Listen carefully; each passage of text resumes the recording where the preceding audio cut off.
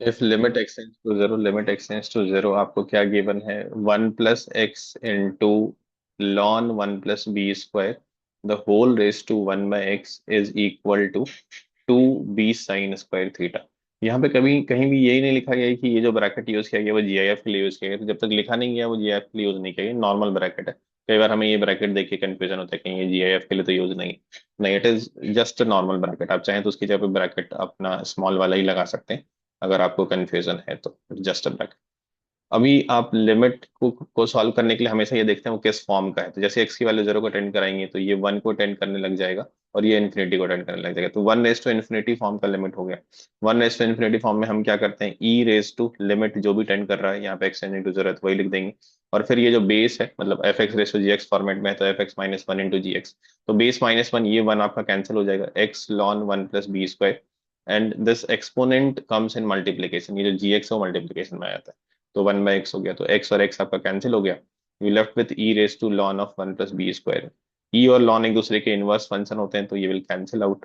और यहाँ पे डोमेन का भी कोई इशू नहीं है, 1 + b² इज ऑलवेज पॉजिटिव, तो 1 + b² हो गया।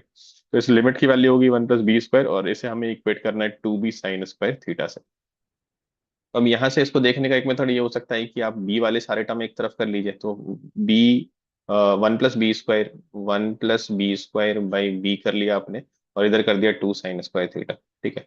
तो 1/b+b हो गया यहाँ से, first term in the LHS। 1/b+b, और RHS हो गया 2 sin²थीटा। और b+1/b देख के सबसे पहला ख्याल यही आता है AMGM का। तो this is greater than equal to 2 सबको पता भी होता है एज अ रिजल्ट, नहीं पता है तो आप AMGM लगा लीजिए। AMGM लगाने के लिए कंडीशन ये होता है कि जो क्वांटिटी है वो पॉजिटिव होनी ही चाहिए। तो अगर इनका AM लिखें तो बाई टू कर रहे होंगे, और GM लिखेंगे तो इनका प्रोडक्ट कर रहे होंगे, तो definitely this is greater than equal to 2। And B is given as positive I think in the question, yes. तो जब भी B पॉजिटिव है तो ग्रेटर देन इक्वल टू 2 है, और 2 sin² theta less than equal to 2 है। तो equal कब होंगी, जब दोनों इक्वल हो जाए, इसका मतलब बी की वैल्यू वन हो जाए, and at the same time sine square theta की वैल्यू वन हो जाए। तो बी की वैल्यू हमें फाइंड आउट करने की नहीं, हमें थीटा की वैल्यू चाहिए, वो भी नेगेटिव पाई से पाई के बीच में। तो sin² थीटा वन कब होगा, नेगेटिव पाई से पाई के बीच में? ऑफ कोर्स ये π/2 और -π/2 पे हो जाएगा। तो π/2 and -π/2, option D should the right answer for this question. अच्छा, दूसरा आप ये कर सकते हैं कि अगर आपने बी से डिवाइड करने का नहीं सोचा, आप इसको क्वाड्रेटिक की नजर से देख रहे हैं, तो ऐसा भी कर सकते हैं कि हम इसको इस तरफ लेते हैं ट्रांसपोज करके। रादर देन डिवाइडिंग हम इसको ट्रांसपोज कर लेते हैं, एंड सब्ट्रैक्ट में आ जाएगा ये, और बी में क्वाड्रेटिक की नजर से हम देखेंगे। तो बी को हम लिख रहे होंगे, जो क्वाड्रेटिक का फॉर्मूला होता है, -b +-√d/2 है। तो 2 sin² theta plus minus root of b² which is B के कॉन्स्टेंट का स्क्वायर, तो 4 sin⁴ -4ac डिवाइडेड बाई 2 है। सिंप्लीफाई करेंगे तो बी की वैल्यू यहाँ से हो गई sin²थीटा प्लस माइनस, यहाँ से 4 कॉमन आ गया, नीचे वाले 2 से कैंसिल हो गया, और sin⁴थीटा -1, a² - b² लगाइए, तो ये sin²थीटा -1 इंटू sin²थीटा +1 हो जाएगा। अब आप इसको ध्यान से देखिए, sin²थीटा -1 को, तो 1 माइनस sin²थीटा होता तो ये cos²थीटा हो जाता है। ये वेल नॉन रिजल्ट है, sin²थीटा प्लस cos²थीटा इज 1। उसका नेगेटिव है, तो बेसिकली माइनस cos²थीटा इंटू sin²थीटा +1 हो गया। अब बी की जो वैल्यू है वो पॉजिटिव वैल्यू गिवन है। पॉजिटिव गिवन है, इसका मतलब वो इमेजिनरी तो हो नहीं सकता, वो रियल ही होगा। रियल होने के लिए रूट के अंदर की टर्म जीरो या जीरो से बड़ी हो सकती है। अब ये हमेशा जीरो या जीरो से बड़ा, ये भी हमेशा जीरो या जीरो से बड़ा। अब नेगेटिव साइन लगा हुआ है, इसका मतलब इसको जीरो होना ही पड़ेगा। नेगेटिव तो हो नहीं सकता, तो इसको जीरो होना पड़ेगा cos²थीटा को, या फिर 1 + sin²थीटा को। 1 + sin²थीटा कैसे ही जीरो होगा, तो cos²थीटा जीरो हो गया। तो यहाँ से भी आप बोल सकते हैं कि +-π/2 is the possible value of theta. तो दोनों ही मेथड से आपका ऑप्शन डी राइट आंसर आ रहा है। F is defined from -1 to 2 to 0 to infinity. तो एफ का जो डोमेन है वो -1 से 2 है, और कोडोमेन जो 0 से इन्फिनिटी है। मतलब एफ का कोई भी आउटपुट कभी भी नेगेटिव नहीं हो सकता है। ये कंटीन्यूअस फंक्शन है, और एफ एक्स f(1 - x) के बराबर है। तो जब भी हमारे पास ऐसा इंफॉर्मेशन गिवन रहता है कि F x is equal to f(2a - x), जो कि same as f(a+x) equal to f(a - x) है, आप यहाँ से एक सब्स्टिट्यूशन करके पहुंच सकते हैं। तो ग्राफिकली देखें तो ये सिमेट्रिक होता है about the line x = a के। तो ये ग्राफ जो x = ½ के अबाउट सिमेट्रिक होगा। हालांकि इस क्वेश्चन में उससे कोई मतलब है नहीं हमें, but in other questions it might help you. अभी एक और चीज है सिमेट्रिसिटी से, कि अगर कोई फंक्शन जो है दो चीज के अबाउट सिमेट्रिक हो, लेट से x = a के अबाउट सिमेट्रिक हो, और x = b के अबाउट भी सिमेट्रिक हो, तो this is very important result कि उस समय वो फंक्शन जो है ना पीरियोडिक हो जाता है with period 2 times mod of b minus a. तो ये result again this is not important for this question, but इस तरह का एक्सप्रेशन मुझे दिखा तो मैंने बता दिया it is periodic function with period of 2 times mod of b minus a. फिलहाल क्वेश्चन पे आ जाते हैं हम लोग। तो R1 क्या है हमारे पास? R1 is integral -1 to 2 x f(x) dx। तो आप किंग्स रूल यहाँ पे यूज करेंगे, तो किंग्स रूल जैसे ही यूज करेंगे आप लिख रहे होंगे, किंग्स रूल यूज करने पे लिमिट चेंज नहीं होती है, but sum of limit minus variable आप रिप्लेस कर देते हैं ओरिजिनल वेरिएबल को। तो एक्स की जगह पे आप 1 - x लिख रहे होंगे, f(1 - x) हो गया। क्वेश्चन में ऑलरेडी गिवन है, f(1 - x) की जगह पे आप fx यूज कर सकते हैं। तो जैसे आप यहाँ पे यूज करेंगे, ये आपका ओरिजिनल R1 है, और किंग्स रूल यूज करने के बाद का जो R1 बन रहा है वो आपका बन रहा है 1 - x into F x. Of course आप दोनों को ऐड करेंगे, that is the routine work after using king rule.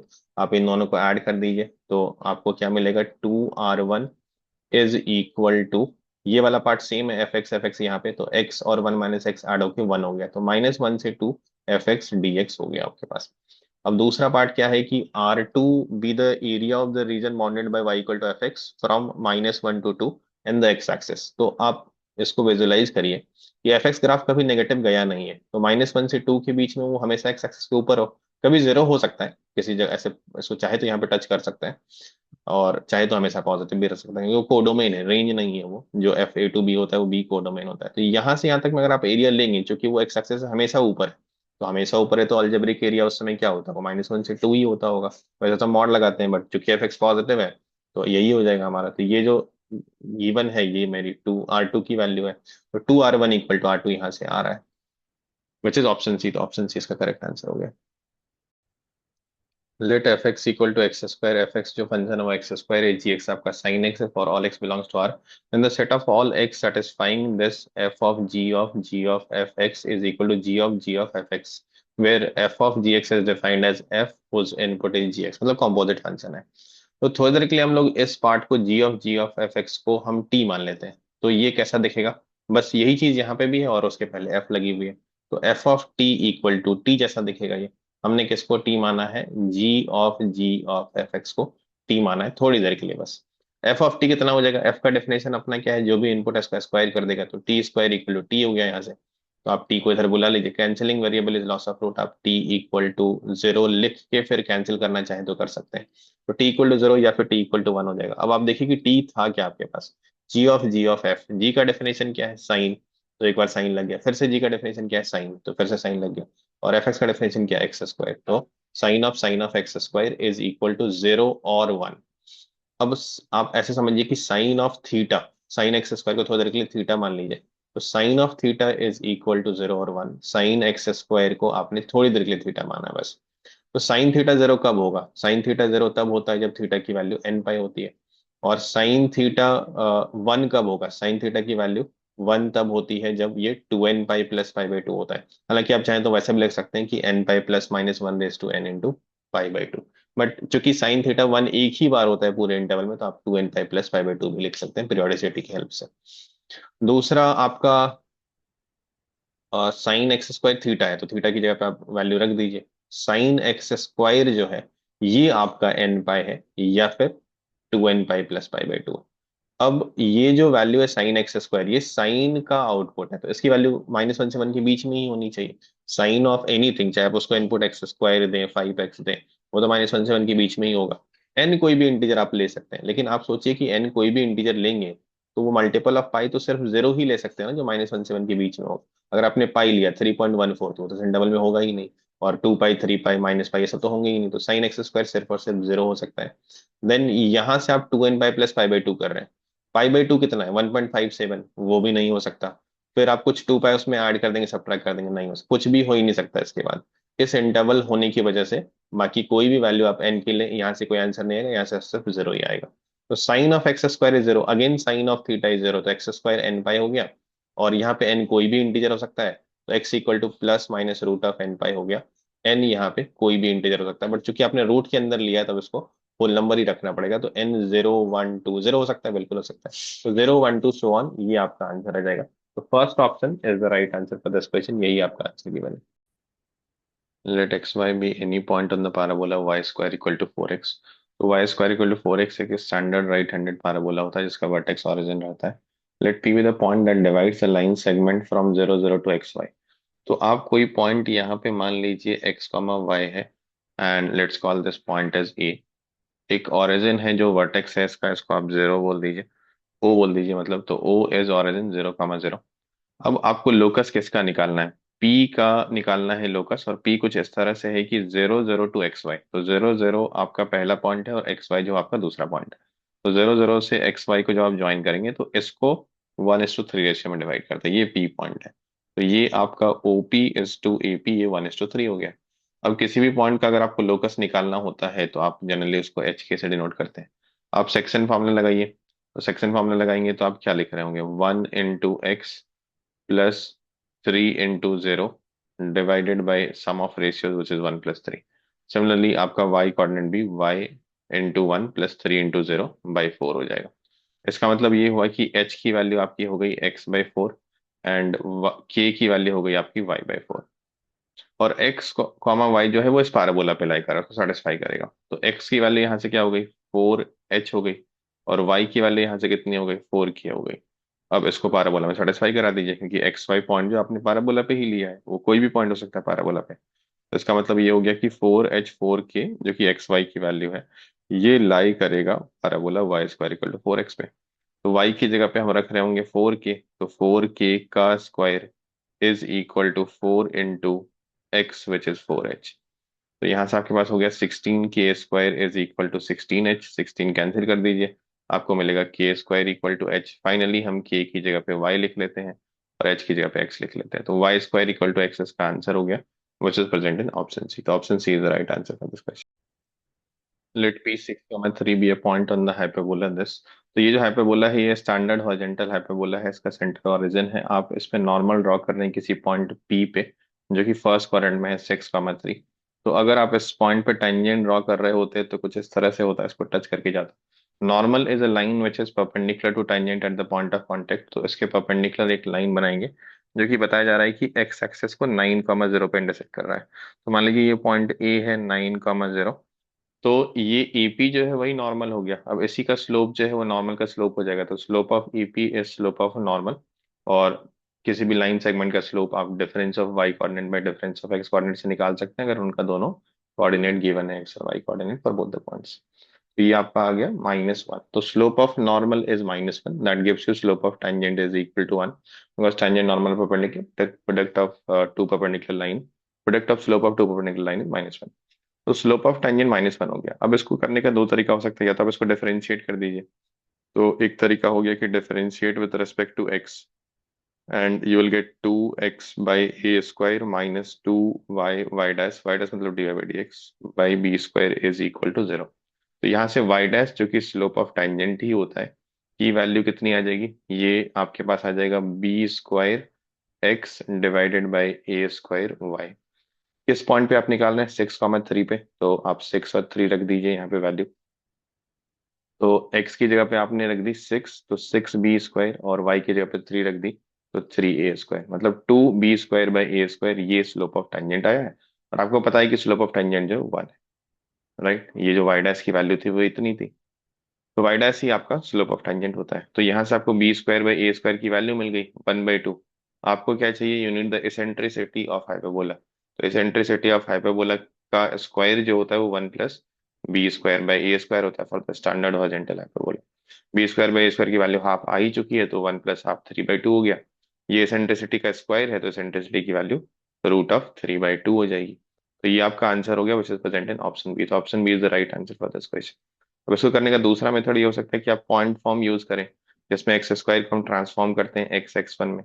तो x(x1) का square x(x1) by a² -y(y1) by b² is equal to 1। अब यहाँ से भी आप स्लोप क्या लिख सकते हैं? स्लोप ऑफ टेंजेंट को लिख सकते हैं negative x coefficient by y coefficient. तो नेगेटिव नेगेटिव कैंसिल हो जाएगा, आपके पास वही वैल्यू फिर से आ जाएगी जो यहाँ से आ रही थी, b²x1/a² y1। x1 y1 की जगह पे वही आप 6 और 3 रखेंगे, तो एग्जैक्टली सेम ही चीज आपका यहाँ से भी हो सकता है। और अगर आपको डायरेक्टली नॉर्मल का ही इक्वेशन मालूम है इन द पॉइंट फॉर्म, तो आप वो भी यूज कर सकते हैं। तो वो क्या होता है हमारे पास, a square x by x one plus b square y by y one is equal to a square plus b square, this is equation of normal in the point form at x1 y1 to the standard horizontal hyperbola। इसको हम कैसे relate करते हैं tangent से, क्योंकि tangent में transformation बहुत आसान रहता है। तो हम लोग क्या देख सकते हैं, जो x का कॉफिशिएंट है ना x1/a² उसका रेसिप्रोकल ले लेना है, तो a² बाई x1 बन गया। y का कॉफिशिएंट जो y1/b² है उसका रेसिप्रोकल ले लेंगे तो y² b1 हो गया, this minus will change two plus. और राइट साइड में हम इस तरह से रखेंगे कि ये जो इक्वेशन है ना वो x1 y1 से पास करेगा। आप इसी पॉइंट पर लेकर आए, तो x की जगह x1 रखेंगे, y की y जगह पे y1 रखेंगे, तो a² b² मिल जाएगा। तो I will prefer the differentiation here, but आप इनमें से पॉइंट फॉर्म या डिफरेंशियल में से कोई भी एक चीज यूज कर सकते हैं। You will get the answer as B in all possible approach. value b for which the equations this and this have one root common is। तो हमारे पास एक रिजल्ट होता है फॉर अ कॉमन रूट, अगर दो क्वाड्रेटिक इक्वेशन हैं इस तरह से a1x² plus b1x plus c1 and a2x² plus b2x plus c2 equal to 0। तो कंडीशन फॉर कॉमन रूट्स जो हम याद रखते हैं और डायरेक्टली यूज कर सकते हैं वो इस तरह से है कि a1 c2 दूर वाले डायगोनल माइनस a2 c1, तो इसका whole square a1 c2 minus a2 c1 का whole square is equal to फिर नजदीक वाले डायगोनल की a1 b2 minus a2 b1, तो a1 b2 minus a2 b1 और b1 c2 minus b2 c1। तो बहुत आसान है अगर आप विजुलाइज करके याद रखें। और लेट्स यूज दिस, अगर हमारे पास दो इक्वेशन है x², इस रिजल्ट को हम डिराइव भी कर सकते हैं इधर यूजिंग क्रॉस मल्टीप्लिकेशन, या फिर हम अल्फा और अल्फा स्क्वायर में दो अननोन में लीनियर इक्वेशन मानते हुए अल्फा अल्फा स्क्वायर की वैल्यू निकाल के कंपेयर कर लें। तो यहाँ पे फिलहाल मैं डायरेक्टली रिजल्ट यूज कर रहा हूँ, तो क्या लिखेंगे हम लोग, दस b+1 का होल स्क्वायर, तो b+1 का whole square is equal to then 1 - b, then next term will be b² + 1, तो b² + 1। अब इसको ओपन कर दिया जाए, तो यहाँ पे हो गया a+b² से b² + 2b+1, and this side we have 1 से मल्टीप्लाई करेंगे तो b² + 1, और -b से मल्टीप्लाई करेंगे तो -b³ - b हो जाएगा। तो 1 हम दोनों तरफ से कैंसिल कर सकते हैं और हमारे पास b² भी कैंसिल हो जाएगा, तो b³ की वैल्यू मिल जाएगी हमें -3b। तो या तो b की वैल्यू 0 हो जाएगी, ऐसा कुछ बोला नहीं है कि नॉन जीरो है, बट ऑप्शन में नहीं है तो हम रिजेक्ट कर देंगे उसको। तो अदरवाइज सेलेक्ट अगर ऑप्शन में होता तो वो सही हो सकता था। और दूसरी पॉसिबिलिटी b² -3 है, मतलब b की वैल्यू जो ±√3 है। तो b की 3 वैल्यू आ रही है, जो भी ऑप्शन में वो करेक्ट हो जाएगा, ऐसा नहीं कि जो ऑप्शन में करेक्ट नहीं, बट नहीं है इसलिए नहीं टिक करेंगे। तो ऐसा बहुत बार होता है कि आपके पास 3 4 आंसर आ रहे हैं बट एक ही या दो ऑप्शन में है, तो जो ऑप्शन में उसको टिक करिए, बाकी सब b की वैल्यू नहीं हो सकती। ये और ये अगर ऑप्शन में होता तो वो भी सही हो गया होता। तो answer is B for this. Let omega not equal to 1 be a cube root of unity, and S be the set of all non-singular matrices of the form this, where ABC is either omega or omega square, then the number of distinct matrices in the set S is। तो omega और omega square जो होते हैं वो cube root of unity होते हैं। Omega की value generally हम लोग -1 + √3i/2 लेते हैं, एंड ओमेगा स्क्वायर इसके कॉन्जुगेट को लेते हैं विच इज -1 - √3i/2। तो एबीसी की वैल्यू जो है वो या तो ओमेगा होगी या फिर ओमेगा स्क्वायर होगी, दोनों में से कोई एक पॉसिबिलिटी है। तो टोटल नंबर ऑफ मैट्रिक्स की बात करें तो 2 × 2 × 2 8 हो जाएगी। लेकिन हमें उनमें से वो सारे मैट्रिक्स चाहिए जो नॉन सिंगुलर है। नॉन सिंगुलर का मतलब उसका determinant value not equal to 0 है। तो डिटर्मिनेंट वैल्यू क्या हो गया, 1 omega square a1 omega and b c1, this should not be equal to 0। वैसे तो आप चाहे डिटरमिनेंट को डायरेक्टली ओपन कर सकते हैं, बट फिलहाल मैं एक ऑपरेशन यहाँ पे यूज कर रहा हूँ which is row 3 changes into row 3 minus omega into row 2। तो ये ऑपरेशन करते ही आपके रो 3 में चेंज आएगा, and what change will have, पहले हम लोग रो 1 और रो 2 को लिख लेते हैं। R1 and R2 will be as it is. R3 minus omega R2, तो omega square minus omega square 0, omega minus omega 0, and you'll get 1 - c omega. तो this should not be equal to 0। जैसे ही आप third row के along expand करेंगे तो you are writing 1 - c omega into 1 - a omega is not equal to 0। तो जब product of two numbers equal to 0 लिख रहे होते हैं तो आप बोलते हैं कि या तो ये 0 हो जाए या तो ये 0 हो जाए। लेकिन जब नॉट इक्वल टू 0 लिख रहे होते हैं तो इसका मतलब दोनों में से कोई भी 0 नहीं होना चाहिए। Both should be not equal to zero, क्योंकि कोई भी एक जीरो हो गया तो प्रोडक्ट तो जीरो हो जाएगा ना। तो this should not be zero, and यहाँ पे एंड लगेगा और नहीं लगेगा, and this not equal to zero. तो इसका मतलब आप बोल रहे हैं कि c is not equal to one by omega, और हमें पता होता है कि one by omega is omega square. ऐसा इसलिए क्योंकि ये जो वैल्यू है ओमेगा और ओमेगा स्क्वायर की, इनको जब आप मल्टीप्लाई करेंगे तो आपको ओमेगा क्यूब मिलेगा, and omega cube is one because omega is cube root of unity. तो इन दोनों का प्रोडक्ट वन है, मतलब they are reciprocal of each other. तो वन बाई ओमेगा मतलब ओमेगा स्क्वायर, सी की वैल्यू ओमेगा स्क्वायर नहीं हो सकती है, तो फिर क्या हो सकती है, ओमेगा या ओमेगा स्क्वायर में से होनी थी, तो सी फिक्स हो गया ओमेगा। सिमिलरली ए की वैल्यू भी आपकी वन बाई ओमेगा मतलब ओमेगा स्क्वायर नहीं हो सकती है, तो ए भी क्या हो सकता है, ए भी आपका ओमेगा ही हो सकता है। बी के बारे में कोई रेस्ट्रिक्शन आया नहीं, ये डिटरमिनेंट वैल्यू बी पे डिपेंड कर ही नहीं रहा है, तो इसका मतलब बी की वैल्यू आप ओमेगा या ओमेगा स्क्वायर में से कुछ ले सकते हैं। तो फाइनली कितनी मैट्रिक्स हो जाएगी, दो मैट्रिक्स हो जाएगी, जिसमें ए की वैल्यू ओमेगा रहेगी, सी की वैल्यू ओमेगा रहेगी, बी की वैल्यू ओमेगा या ओमेगा स्क्वायर में से कुछ भी ले सकते हैं। तो final answer for this question should be A, which is two. तो टू ही इसका answer. The circle passing through the point negative one comma zero. तो negative one comma zero is a point on the X axis on the left side of origin, minus one comma zero ये है। You can call this point as A, कुछ भी बोल सकते हैं आप इसको। And touching the Y axis at zero comma two. तो ये वाई एक्सिस को टच कर रहा है जीरो कॉमा टू पे, zero comma two is a point on the Y axis on the upper side of origin, तो ये zero comma to हो गया, इसको पॉइंट बी बोल देते हैं। Also passes through the point, तो एक ऐसा सर्कल जो वाई एक्सिस को जीरो कॉमा टू पे टच कर रहा है और माइनस वन कॉमा जीरो से पास कर रहा है, वो इनमें से किस पॉइंट से पास करेगा। तो इसको सॉल्व करने का एक मेथड ये हो सकता है कि हम फैमिली ऑफ सर्कल यूज करें। तो फैमिली ऑफ सर्कल में कैसा रहता है कि अगर आपके पास कोई लाइन गिवन है एल इक्वल टू जीरो, और उस लाइन पे एक फिक्स्ड पॉइंट भी मालूम है हमें एक्स वन वाई वन, तो if you are looking for a circle जो इस लाइन को इसी पॉइंट पे टच करे, तो how many circles are there, there are infinite possible circles जो इस लाइन को इसी पॉइंट पे टच करे। There may be a circle like this, ऐसा टच करे या ऐसा टच करे, तो बहुत सारे सर्कल हो सकते हैं, इनफाइनाइट सर्कल हो सकते हैं, तभी हम उनकी फैमिली की इक्वेशन लिख सकते हैं।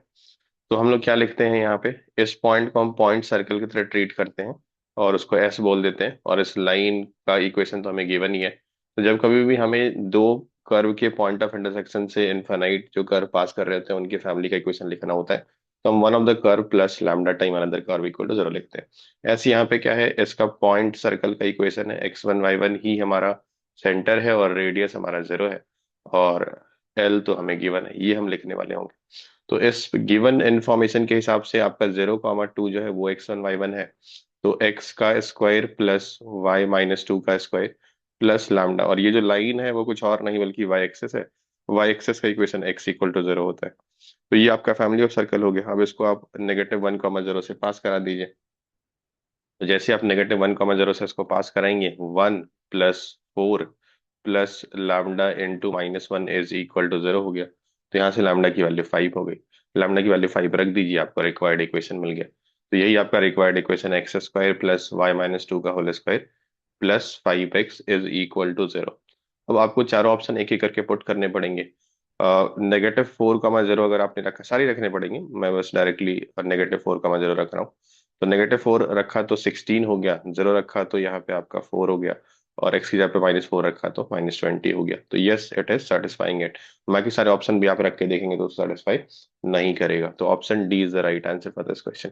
अब दूसरा मेथड इसको करने का ये हो सकता है कि आपको पता है कि ये जो सर्कल है वो टच कर रहा है वाई एक्सेस को, तो ऐसे केस में क्या होता है कि ये जो सेंटर की दूरी होती है इस पॉइंट से, वही हमारा रेडियस होता है। तो ये हमारा रेडियस हो गया, तो इसका मतलब इस सेंटर का जो कोऑर्डिनेट हो गया वो कितना हो गया, माइनस आर हो गया, क्योंकि लेफ्ट साइड में ही है। और ये जो वाई कोऑर्डिनेट होगा इसका, वो तो इसके बराबर होगा, राइट, तो वो तो टू हो गया। तो सेंटर का कोऑर्डिनेट आपको मिल गया माइनस आर कॉमा टू, और एक पॉइंट आपको सर्कल पे मालूम ही है माइनस वन कॉमा जीरो। तो जैसे ही सेंटर को आप सर्कल पे किसी भी पॉइंट से ज्वाइन करेंगे, तो ये डिस्टेंस आपको क्या मिलेगा, रेडियस मिलेगा। तो आप ये भी यूज कर सकते हैं कि ए और सी के बीच का डिस्टेंस ही रेडियस है। दोनों की कोऑर्डिनेट आपको मालूम है, सी सेंटर की coordinate minus R comma two है, और ये आपका माइनस वन कॉमा जीरो है। तो जैसे आप डिस्टेंस फॉर्मूला यूज करेंगे, आपको क्या मिल जाएगा, आर माइनस वन का होल स्क्वायर प्लस टू का whole square is equal to R का square. A minus B whole square से इसको ओपन कर लीजिए, तो R square minus two R plus one plus four is equal to R square. R square दोनों तरफ से कैंसिल हो गया, आर की वैल्यू आपको मिल गई फाइव बाई टू। तो इक्वेशन ऑफ सर्कल क्या हो जाएगा आपके पास, एक्स माइनस आर कोऑर्डिनेट आपका क्या, सेंटर कोऑर्डिनेट क्या है, -r, 2 है। तो -5/2 माइनस माइनस +5/2 का होल स्क्वायर प्लस y -2 का होल स्क्वायर, सेंटर का y कोऑर्डिनेट 2 है, इज इक्वल टू r²। तो ये हो गया। इसमें भी आप 4,0 रख के देख लीजिए। तो जैसे आप 4,0 रखेंगे तो यहाँ पे क्या होगा, -4,0।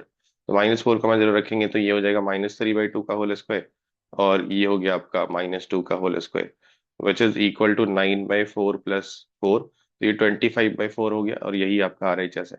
तो आपको दोनों ही केस में आंसर क्या मिल रहा है, option D, -4,0। If fx is given as this -x -5/2 when x is less than equal to -5/2, minus cos x -5/2 से 0 तक, x-1 0 से 1 तक, और ln x when x is greater than 1। तो हमें चार ऑप्शन है, इनमें से कंटिन्यूटी और डिफरेंशियबिलिटी चेक करनी है। Let's go one by one. तो फर्स्ट ऑप्शन में आपका कंटिन्यूटी चेक करनी है -5/2 पे। तो -5/2 पे आपको कंटिन्यूटी अगर चेक करनी है तो कंटिन्यूटी के तीनों चीज देखनी पड़ेगी, LHL, RHL और फंक्शनल वैल्यू। तो LHL में जस्ट -5/2 के पहले क्या डिफरेंशियल है, ये वाला डिफरेंशियल है। अब ये तो बहुत सिंपल सा फंक्शन है, -5/2 इसमें रख दीजिए, कोई इंडिटरमिनेट फॉर्म तो है नहीं। और जैसे ही आपने यहाँ पे -5/2 रखा, तो माइनस माइनस +5/2, -5/2 0 हो गया। तो this is very straight forward LHL। RHL के लिए हम क्या करेंगे कि 5/2 से थोड़ी सी बड़ी वैल्यू लेंगे, तो यहाँ पे आ जाएगा -cos π/2। तो ये भी 0 हो गया। तो LHL आज तो दोनों 0 हो गया। इक्वल टू यहाँ पे लगा हुआ है, तो ये वाली वैल्यू जो है वो हमारी f ऑफ -π/2 के बराबर हो जाएगी। तो इसका मतलब ये कंटिन्यूअस हो गया, ऑप्शन ए करेक्ट हो गया। यहाँ पे मल्टीपल करेक्ट है, सारे ऑप्शन चेक करने पड़ेंगे। ऑप्शन बी क्या हो गया आपके पास, fx is differentiable at x = 0। तो 0 पे डिफरेंशिएबिलिटी अगर हमें चेक करनी है तो 0 पे LHD RHD की ओर जाना चाहिए। और डिफरेंशिएबिलिटी जब भी हमें चेक करना होता है तो कंटिन्यूटी एक बार जरूर चेक कर लेना चाहिए, क्योंकि डिसकंटिन्यूअस हुआ तो इमीडिएटली नॉन डिफरेंशिएबल आप बोल दीजिएगा। राइट, तो कंटिन्यूटी आप चेक कर लीजिए। 0 यहाँ रखा तो cos 0 1, नेगेटिव साइन की वजह से -1 हो गया। 0 यहाँ रखा तब भी -1, मतलब कंटिन्यूअस तो है ही है। अब एक तरीका ये है कि आप डायरेक्टली डिफरेंशिएट कर लीजिए, दूसरा तरीका है कि LHD RHD। तो कन्वेंशनल मेथड है LHD RHD, we must prefer LHD RHD। But इस तरह के जो फंक्शन है जो कि बहुत बेसिक है, जिनमें कोई सेंसिटिविटी इशू नहीं है, like x² sign 1/x type नहीं है, तो फिर हम डायरेक्टली भी डिफरेंशिएट कर सकते हैं। फिलहाल मैं LHD RHD की ओर जा रहा हूँ और डायरेक्टली भी डिफरेंशिएट कर दूंगा उसके बाद। तो अगर हम LHD लिख रहे हैं 0 पे, है ना, 0 पे बात हो रही है, x = 0, तो LHD हम क्या लिख रहे होंगे, limit x tends to 0 minus fx -f0 by x-0। आप h वाले फॉर्मेट वाला भी यूज कर सकते हैं, दैट इज ऑल्सो फाइन। मतलब आप f(0 - h -f0 by 0 - h) ये भी यूज करना चाहें तो यूज कर सकते हैं। तो I will be going with this format. यहाँ पे fx की वैल्यू आप 0 से पहले कौन सा फोल्डर ले रहे होंगे, -cos x ले रहे होंगे। तो limit x tends to 0 minus minus cos X, exactly 0 पे वैल्यू कितनी आई थी, एग्जैक्टली 0 पे -1 आई थी। तो -(-1) डिवाइडेड बाय x। तो यहाँ पे आपके पास हो गया limit x tends to 0 -1 minus cos X by X. अब ये तो आपके पास स्टैंडर्ड रिजल्ट ही होता है, 0 होता है, या फिर आप एक बार LH रूल यूज कर लीजिए। ऊपर आपका साइन एक्स बचेगा, नीचे 1 बचेगा, तो 0 हो जाएगा। तो LHD आपका 0 हो गया। RHD के लिए आप लिख रहे होंगे limit x tends to 0 plus, और एग्जैक्टली सेम एक्सप्रेशन लिखते हैं। इस फॉर्मेट में यही बेनिफिट है कि आप fx -fc by x - c ही लिख रहे होते हैं। c वो पॉइंट होता है जहाँ पे आप LHD RHD चेक कर रहे हैं, जो अभी के लिए 0 है, तो इसलिए हम लोग f0 बाई x - 0 लिख रहे होंगे। अब 0 प्लस का मतलब 0 के बाद कौन सा फंक्शन है, तो 0 के जस्ट बाद x-1 है, तो x-1 ले लीजिए यहाँ पे। तो x-1 -1 डिवाइडेड बाई x। तो ये आपका कैंसिल हो गया, x/x हो गया, 1 हो गया। RHD इज 1, LHD इज 0, तो इसका मतलब नॉन डिफरेंशिएबल निकल गया। तो ये ऑप्शन भी सही है कि उन्होंने नॉन डिफरेंशिएबल ही बोला है, राइट। डायरेक्टली भी डिफरेंशिएट करेंगे तो इसका डिफरेंशियल साइन एक्स हो गया, 0 रखा तो 0, इसका डिफरेंशियल किया डायरेक्टली तो 1 हो गया। तो that way also you could reach LHD RHD। But conventional method जो है वो आप प्रॉपर LHD RHD ऐसे लेकर जाइए। डायरेक्टली डिफरेंशिएट कभी कभी दिक्कत कर सकता है, इस तरह बेसिक फंक्शन में कोई दिक्कत नहीं होगी। नाउ आपको थर्ड ऑप्शन की ओर जाना है, डिफरेंशिएबल एट 1। तो 1 पे आप क्या करेंगे, इस पर मैं डायरेक्ट डिफरेंशियल यूज कर लेता हूँ। तो पहले तो कंटिन्यूटी चेक कर लीजिए आप। 1 यहाँ रखा तो 0, 1 यहाँ रखा तो 0, तो इसका मतलब कंटिन्यूअस तो है। डिफरेंशिएट किया 1 के पहले, तो x-1 का डिफरेंशियल 1, और बाद में डिफरेंशिएट किया तो ln x का डिफरेंशियल इज 1/x, और x की जगह पे 1 रखा तो 1। इसका मतलब ये डिफरेंशिएबल निकल गया, ये भी ऑप्शन सही हो गया, differentiable at x = 1। Next is differential X equal to -3/2। तो -3/2 पे तो फोल्डर चेंज ही नहीं हो रहा है। -3/2 कौन सा फोल्डर लेगा? आई थिंक ये वाला लेगा, क्योंकि पाई/2 जो होती है वो अप्रोक्सीमेटली 1.57 होती है, पाई इज अप्रोक्सीमेटली 3.14। तो -1.7 से 0 के बीच में ही -1.5 आएगा। तो इसके नेबरहुड में तो इसका डेफिनेशन फिक्स है कि वो माइनस कॉस एक्स ही है। अब minus cos x cos sine जो है वो तो हमेशा डिफरेंशिएबल है, हमेशा कंटिन्यूअस है। तो ये ऐसे ही डिफरेंशिएबल होगा, इसमें आपको एलजीआरडी चेक करने की जरूरत भी नहीं है। तो इसका answer A B C D all four option से करेक्ट होगा। Let F 0 to 1। तो डोमेन जो है एक्स की वैल्यू वो 0 से 1 तक है आपके पास। कोडोमेन जो है वो आपका ऑल रियल नंबर है, be defined as f x is equal to, F x का जो डेफिनेशन है वो है आपके पास b minus x divided by 1 - bx, where b is any real constant और बी की वैल्यू 0 से 1 के बीच में है। तो इनमें से चार ऑप्शन है और हमें देखना है कि कौन सा करेक्ट है। तो पहला है कि F is not invertible on 0 to 1। किसी भी फंक्शन के इन्वर्टेबल होने का जो कंडीशन है वो ये है कि उसको 1 1 और ऑन टू दोनों ही होना चाहिए। वैसे तो हमें रिजल्ट के तौर पे पता होता है कि linear bye linear is always 1 1, irrespective of their domain, पूरा डोमेन नहीं या फिर रिस्ट्रिक्टेड डोमेन नहीं। लीनियर बाय लीनियर जो होता है हमेशा 1 1 होता है। बट फिर भी हम लोग इसको एक बार चेक कर लेते हैं। तो 1 1 चेक करने का एक मेथड तो ये है कि F X one equal to F X two से आप सॉल्व करें, x1 इक्वल टू x2 आएगा, तो वहां से आप बोल सकते हैं कि ये 1 1 है। और दूसरा मेथड ये है कि आप चेक करें कि ये फंक्शन कंटीन्यूअस है या नहीं। तो लीनियर बाय लीनियर में डिसकंटिन्यूटी उसी पॉइंट पे आ सकती है जहां पे उसका डिनोमिनेटर 0 है। तो डिनोमिनेटर 0 1/b पे हो रहा है और 1/b जो है वो 1 से बड़ा हो जाएगा, क्योंकि b जो है 1 से छोटा है, वो इस डोमेन में आएगा ही नहीं। तो इस गिवन डोमेन में ये हर तरह से कंटीन्यूअस है, एफ एक्स इज कंटीन्यूअस। तो फिर आप डिफरेंशिएशन वाला मेथड भी यूज कर सकते हैं। और डिफरेंशियल वाला मेथड मैं इसलिए भी यूज कर रहा हूँ कि यहाँ से हमें रेंज भी मिल जाएगा। तो एफ डैश एक्स आप इसको डिफरेंशिएट करिए, U by V rule use कर रहे हैं, क्वोशिएंट रूल यूज कर रहे होंगे। तो 1 - bx का होल स्क्वायर नीचे हो गया, फिर 1 - bx इंटू b - x का डिफरेंशियल -1 हो गया, और b - x इंटू 1 - bx का डेरिवेटिव आप -b हो गया। इसको सिंप्लीफाई करिए, पहला टर्म -1, दूसरा bx, फिर नेक्स्ट टर्म आपका हो गया b² एंड -bx। तो when you simplify this, numerator turns out to be b² -1 और डिनोमिनेटर जो है वो आपका हो गया 1 - bx का होल स्क्वायर। अब b की जो वैल्यू है वो 0 से 1 के बीच में है, तो b² जो होगा 1 से छोटा होगा, तो ये क्वांटिटी नेगेटिव आ गई। एफ डैश एक्स हमेशा नेगेटिव आ गया, इसका मतलब एफ एक्स जो है वो एक डिक्रीजिंग फंक्शन हो गया। डोमेन आपका 0 से 1 है, तो जो एफ ऑफ 0 पे वैल्यू होगी वो मैक्सिमम होगी और एफ ऑफ 1 पे जो होगी मिनिमम होगी। ये थ्रू आउट डिक्रीज कर रहा है अपने डोमेन में। तो 0 यहाँ पे रख के देखिए, जैसे एक्स की जगह 0 रखा आपको वैल्यू b मिल गई, b की वैल्यू 0 से 1 के बीच में कुछ भी हो सकती है। 1 रखा तो यहाँ पे आपको मिल गया b - 1/1 - b, विच इज -1। तो फंक्शन क्या कर रहा है? डिक्रीज कर रहा है ना, ये 0 से 1 तक में डिक्रीज कर रहा है। तो 0 वाली वैल्यू मैक्सिमम है और 1 वाली वैल्यू मिनिमम है। तो इसकी जो रेंज आ रही है वो क्या आ रही है? -1 से b आ रही है। तो 0 1 आपका ओपन ब्रैकेट में था, तो ये भी ओपन में रहेगा -1 से लेके बी तक। क्या ये रियल नंबर के बराबर है? सेट ऑफ रियल नंबर के बराबर है? नहीं, ये तो बहुत छोटा है, उसका प्रॉपर सबसेट है। तो ये आपका रेंज कोडोमेन के बराबर हुआ ही नहीं, ऑन टू हुआ ही नहीं, तो इसका मतलब ये नॉट इन्वर्टेबल हो गया। F is not invertible is the right answer. अभी एफ इनवर्स एग्जिस्ट ही नहीं कर रहा, तो उसमें equal to not equal to differentiability कैसे चेक करेंगे? एफ इनवर्स के बारे में हम कुछ कमेंट ही नहीं कर सकते कि वो एग्जिस्ट कर ही नहीं रहा है।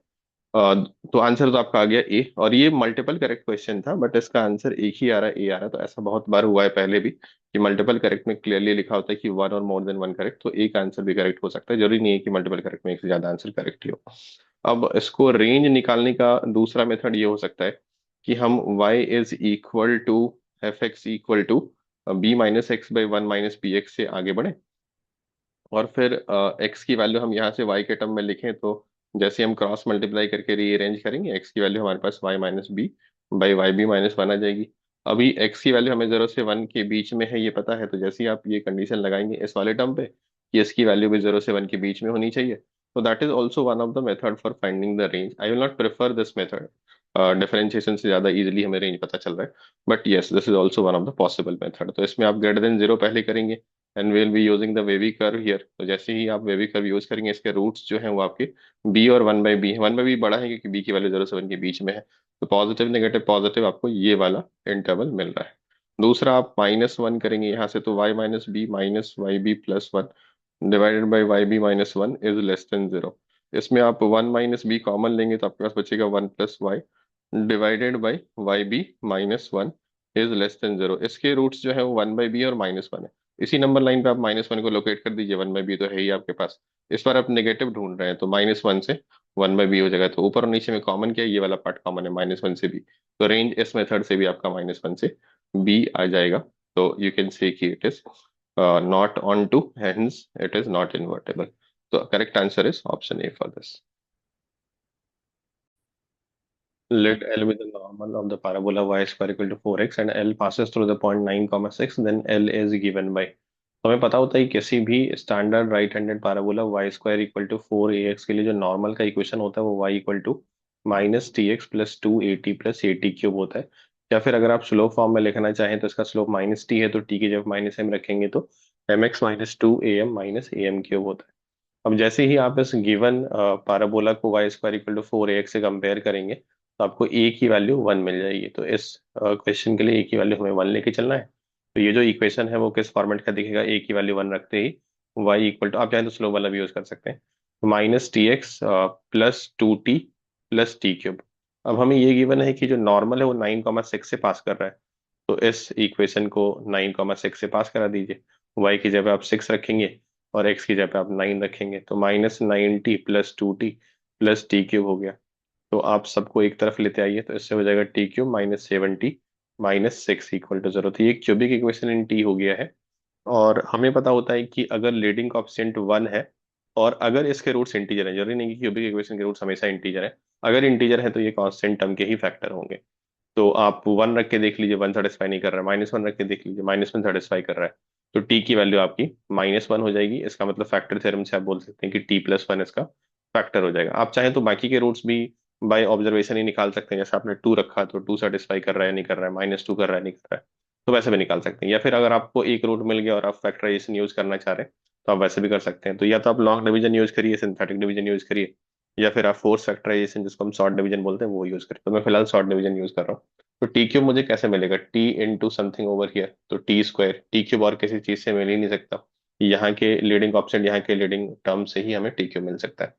फिर -6 कैसे मिलेगा, जब यहाँ का जो लोएस्ट टर्म है जो कि कांस्टेंट टर्म है 1 और यहाँ के कांस्टेंट टर्म के मल्टीप्लिकेशन से मिलेगा, तो ये कांस्टेंट टर्म यहाँ पे -6 आपका फिक्स हो गया। फिर आपको t² नहीं चाहिए, मतलब t² का ऑप्शन 0 रखना है। अभी तक कितने t² हो चुके हैं, एक t² हो चुका है। तो t into what will be give us -t², so that कि हमें t² मिलेगी नहीं तो -t होगी। या फिर आप -7t को भी देख सकते थे। तो -7t को आपको देखना है तो आपको क्या दिखेगा कि अभी तक कितने t हो चुके हैं, -6t हो चुका है, एक और -t चाहिए तो वो कहाँ से मिलेगा, 1 इंटू -t। तो ऐसे भी आप देख सकते हैं। तो रिमेनिंग क्वाड्रेटिक को आप फैक्टराइज करेंगे, आपके पास क्या बचेगा, t-3 and t + 2 = 0। Factorisation of quadratic is very simple, splitting middle term से आप कर सकते हैं। या फिर डायरेक्टली आप श्रीधराचार्यन फार्मूला, क्वाड्रेटिक फार्मूला से रूट्स भी निकाल सकते हैं। तो t की 3 वैल्यू होगी, -1, 3 और -2। आप चाहे तो उसको लॉन्ग डिवीजन से भी कर सकते थे, सिंथेटिक डिवीजन से भी कर सकते थे। अब एक एक करके वैल्यू रख दीजिए, आपको स्लोप, सॉरी नॉर्मल का इक्वेशन ही मिल जाएगा, स्लोप की जरूरत ही नहीं है। तो यहीं पे रख दीजिए -tx, या फिर यहाँ पे एक ही वैल्यू रखने के बाद y = -tx + 2t, या आई थिंक सारे ही ऑप्शन में =0 राइट साइड में, तो सबको एक तरफ ही बुला लीजिए पहले तो y + tx - 2t - t³। इसमें t की वैल्यू रखते चले जाइए, आपको आंसर मिलता चला जाएगा। तो t की वैल्यू -1 रखी तो आपको क्या मिलेगा, आपको मिलेगा y -x, और यहाँ पे आपका हो गया +2 + 1, y -x + 3 = 0, which is first option. तो ये आपका आंसर हो गया। फिर आप t की वैल्यू 3 रख लीजिए, t की वैल्यू 3 रखेंगे तो कितना हो जाएगा, y + 3x, और ये 6 और 27, 33 = 0। ये आपका सेकंड ऑप्शन हो गया, तो ये भी सही हो गया।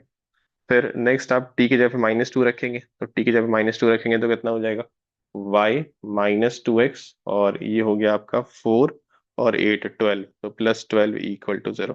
तो ये d सही हो गया। कहीं पे भी t की वैल्यू आपकी 1 तो आ ही नहीं रही थी, तो c आपका गलत होगा। तो e b d is the final answer for this question, यही आंसर की बन। Let E and F are two independent events.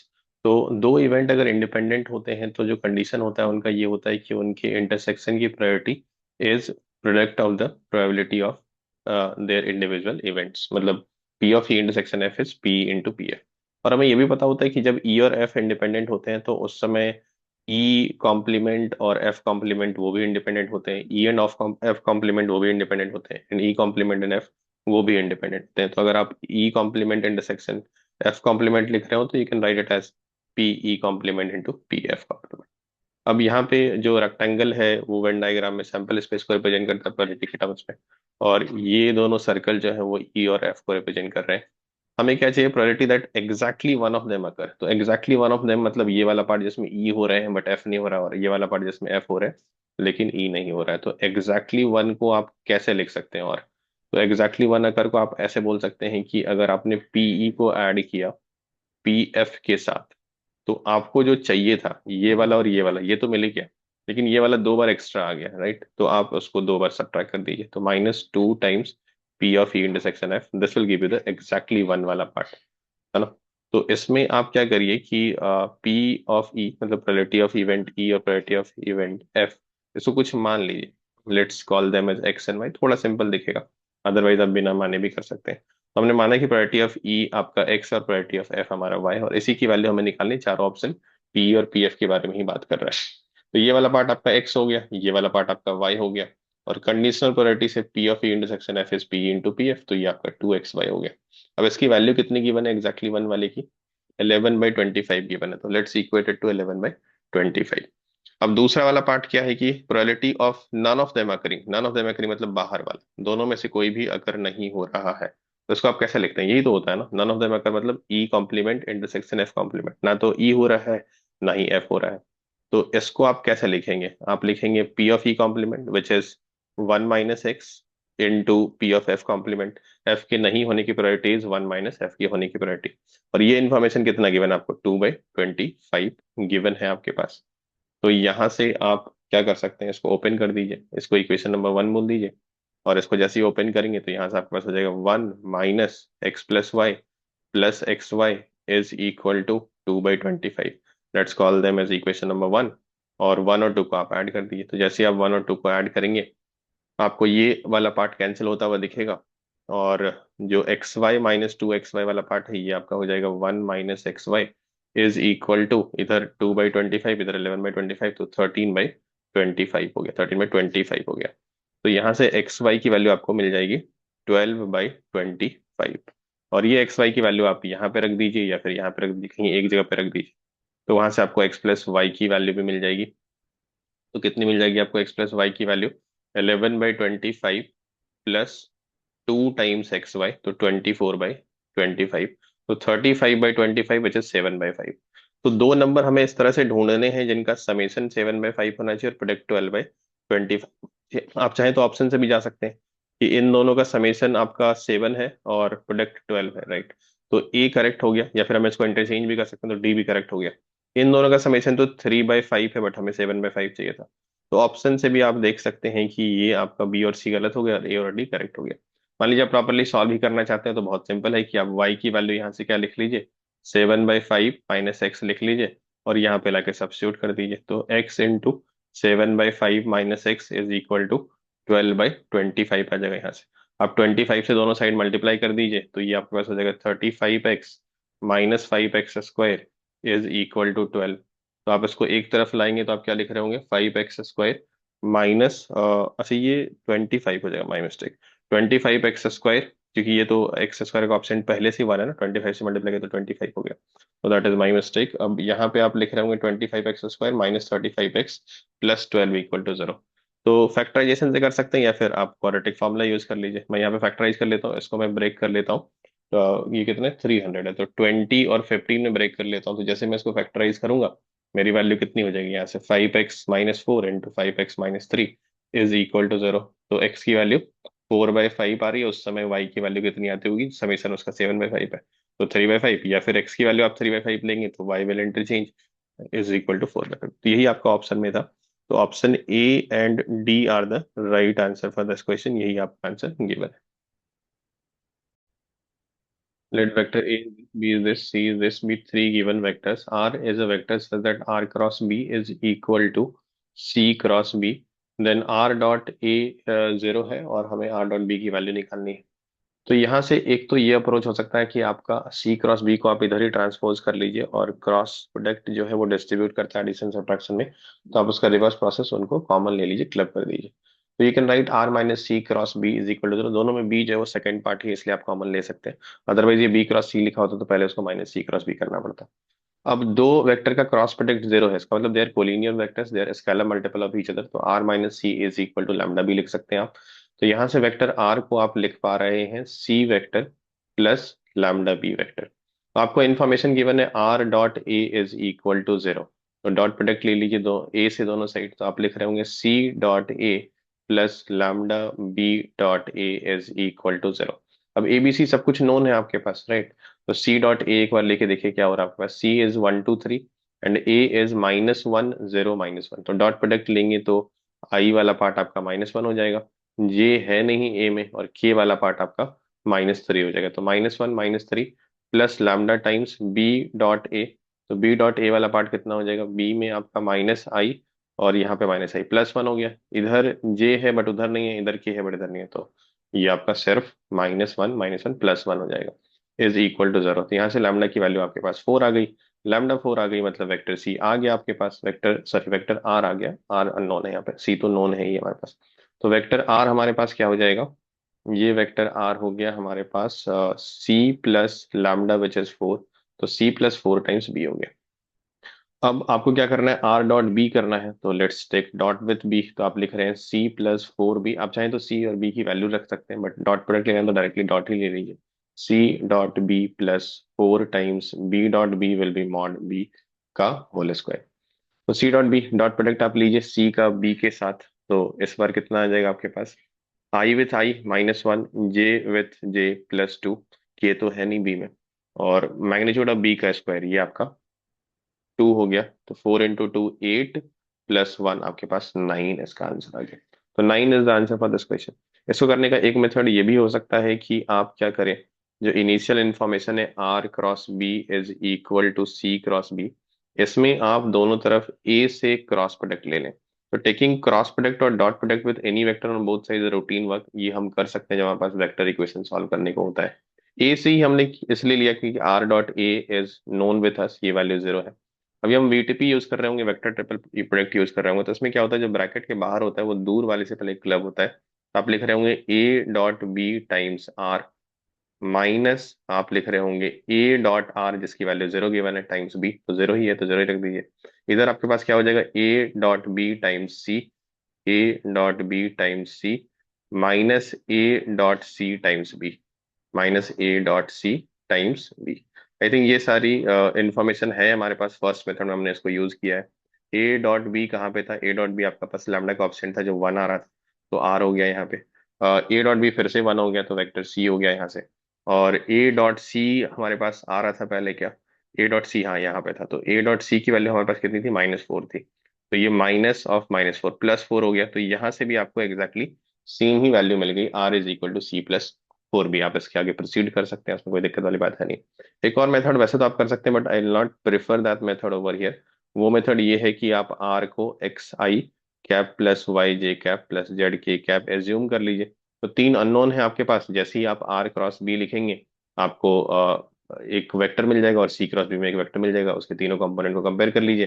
तो तीन इक्वेशन, तीन वेरिएबल वहां से आप सॉल्व कर सकते हैं, but I will not go for this method, I will not prefer this method, but हाँ वो आप करना चाहें तो कर सकते हैं।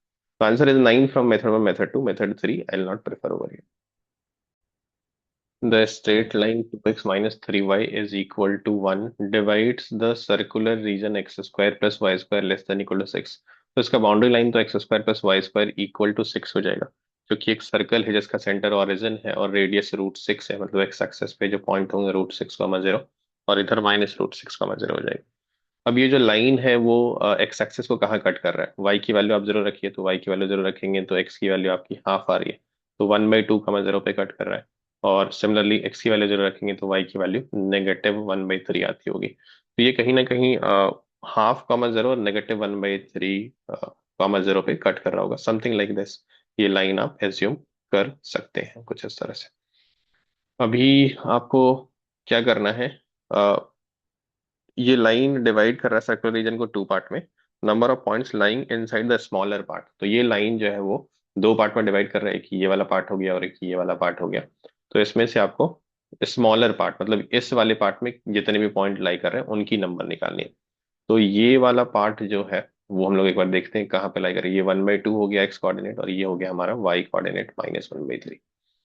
पहला पॉइंट 2, 3/4, वो एक बार हमें ऑलजेब्रिकली चेक करना पड़ेगा, ज्योमेट्रिकली तो हम पोजीशन नहीं निकाल सकते। तो लाइन आपका है 2x - 3y - 1 is equal to 0। आपने ओरिजिन को इसमें रखा, एक्सप्रेशन वाले में एक एक्सप्रेशन बना लीजिए आप, L1 या L जो भी बोलना चाहे। ये एक्सप्रेशन बन गया। जैसे आपने इसको ओरिजिन इसमें रखा आपने, तो आपको ये नेगेटिव मिल रहा है, राइट। और आपको चाहिए ये वाला ओरिजिन के ऑपोजिट साइड वाला। तो जितने भी पॉइंट आप इसमें रखेंगे x1 y1, उसको आपको पॉजिटिव होना चाहिए। तो L1 शुड बी पॉजिटिव। और सर्कल के अंदर चाहिए आपको point, right, x² + y² x। तो ये पूरे पॉइंट सर्कल के अंदर चाहिए। इसका मतलब S1 जो है आपके पास, S1 या S जो भी बोलना चाहिए आप, x² + y² - 6, ये जो भी इन चार पॉइंट में से उनको रखने के बाद नेगेटिव होना चाहिए। तो इन पॉइंट को रखेंगे तो इस एक्सप्रेशन में पॉजिटिव मिलना चाहिए, इस एक्सप्रेशन में नेगेटिव मिलना चाहिए। 2, 3/4 को रख के देखिए। तो 2, 3/4 सर्कल में रखा आपने, तो 4 + 3/4 का स्क्वायर 9/16। तो ये 4 पॉइंट कुछ तो भी आएगा, और -6 तो नेगेटिव हो जाएगा। तो सर्कल की तरफ से तो ओके है ना। लाइन की तरफ से देखिए, 2 और 3/4, तो 2 × 2 4, और 3 × 3/4 9/4, विच इज 2.25 -1, ये पॉजिटिव है, इसके तरफ से भी ओके है। तो 2 and 3/4 is one of the required point, ये तो सेलेक्ट हो चुका है आपका। नेक्स्ट आप 5/2 रखिए। 5/2 का तो एक्स कोऑर्डिनेट ही जो है ना वो √6 से बड़ा है। √6 इज अप्रोक्सीमेटली 2.44, और √5 इज 2.5। ये तो बाहर हो गया, ये कैसे ही इसके अंदर लाई करेगा, तो ये तो डायरेक्टली रिजेक्ट हो गया आपका। देन 1/4 -1/4, तो एक बार उसको रख के हम लोग देख लेते हैं। तो 1/4 -1/4 जैसे ही लिया ना, तो सर्कल के केस में तो हमें दिख रहा है कि वो सर्कल के अंदर लाई करेगा। ये 1/4 का स्क्वायर, 1/4 का स्क्वायर तो बहुत छोटा है सिक्स से, तो नेगेटिव होगा ही होगा। लाइन में हमें पॉजिटिव चाहिए, लाइन के एक्सप्रेशन में, तो देखते हैं एक बार रख के। तो 2 × 1/4, 2/4, और माइनस माइनस प्लस हो गया, +3/4 -1। हाँ, ये पॉजिटिव हो गया, तो ये भी सेलेक्ट हो गया आपका। लास्ट आपका 1/8 1/4। तो 1/8 1/4 तो आपका फर्स्ट क्वाड्रेंट में यहाँ पे है, तो ज्योमेट्रिकली भी दिख रहा है कि वो हमें नहीं लेना है। But still if you put in the line वाला पार्ट, तो आपको क्या दिखेगा, 2 × 1/8 विच इज 1/4, एंड 3 × 1/4 -3/4, और -1। तो क्लियरली ये नेगेटिव है, तो हमें ये नहीं लेना है, पॉजिटिव चाहिए था हमें। तो दो ही पॉइंट आए आपके पास, 2/3/4 the first point, and the third point 1/4 -1/4।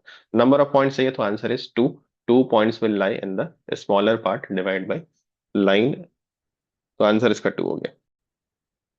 Late W is equal to e⁻∠π/3। तो W की जो वैल्यू है वो e⁻∠π/3 है।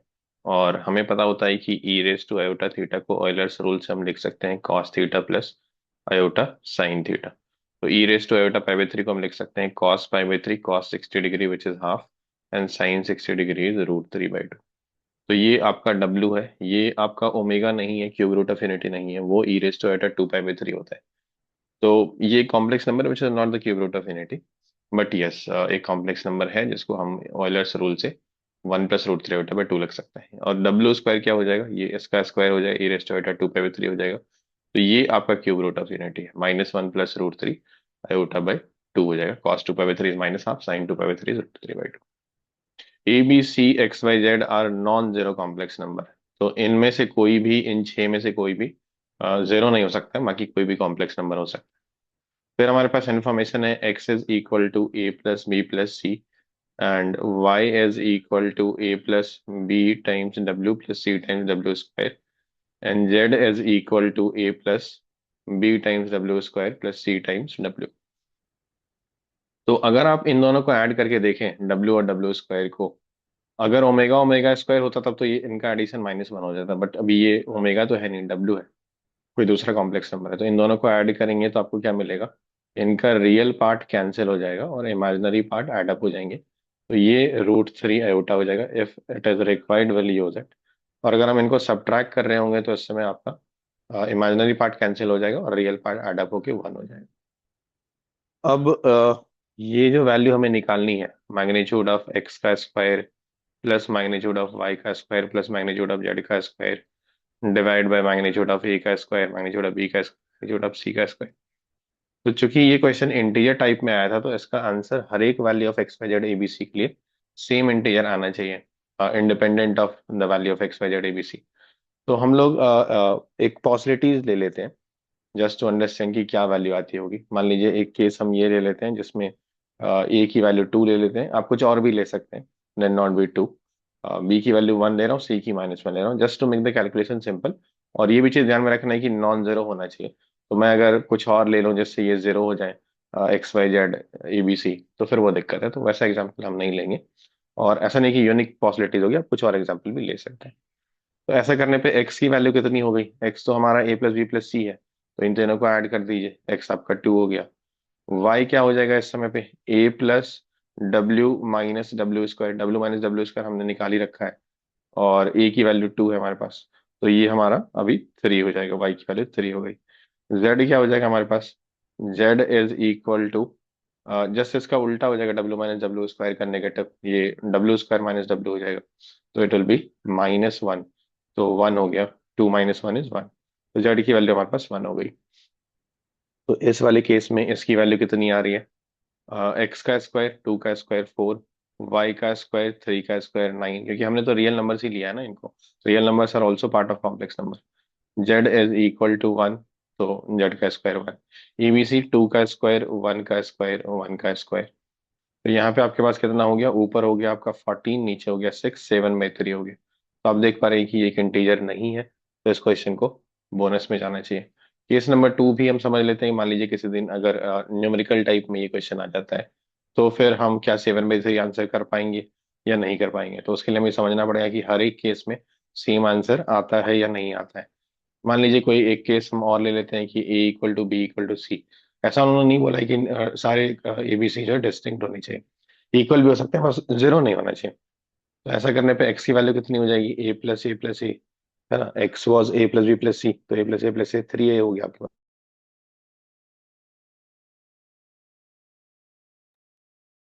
वाई क्या हो जाएगा आपके पास? ए plus B W plus C W square. तो let's try to find out the Y की वैल्यू। तो y की वैल्यू आप a तो कॉमन ले लेंगे, तो a plus B 1 plus W square होगी। डब्ल्यू प्लस डब्ल्यू स्क्वायर हमने निकाल के रखा हुआ है पहले से ही।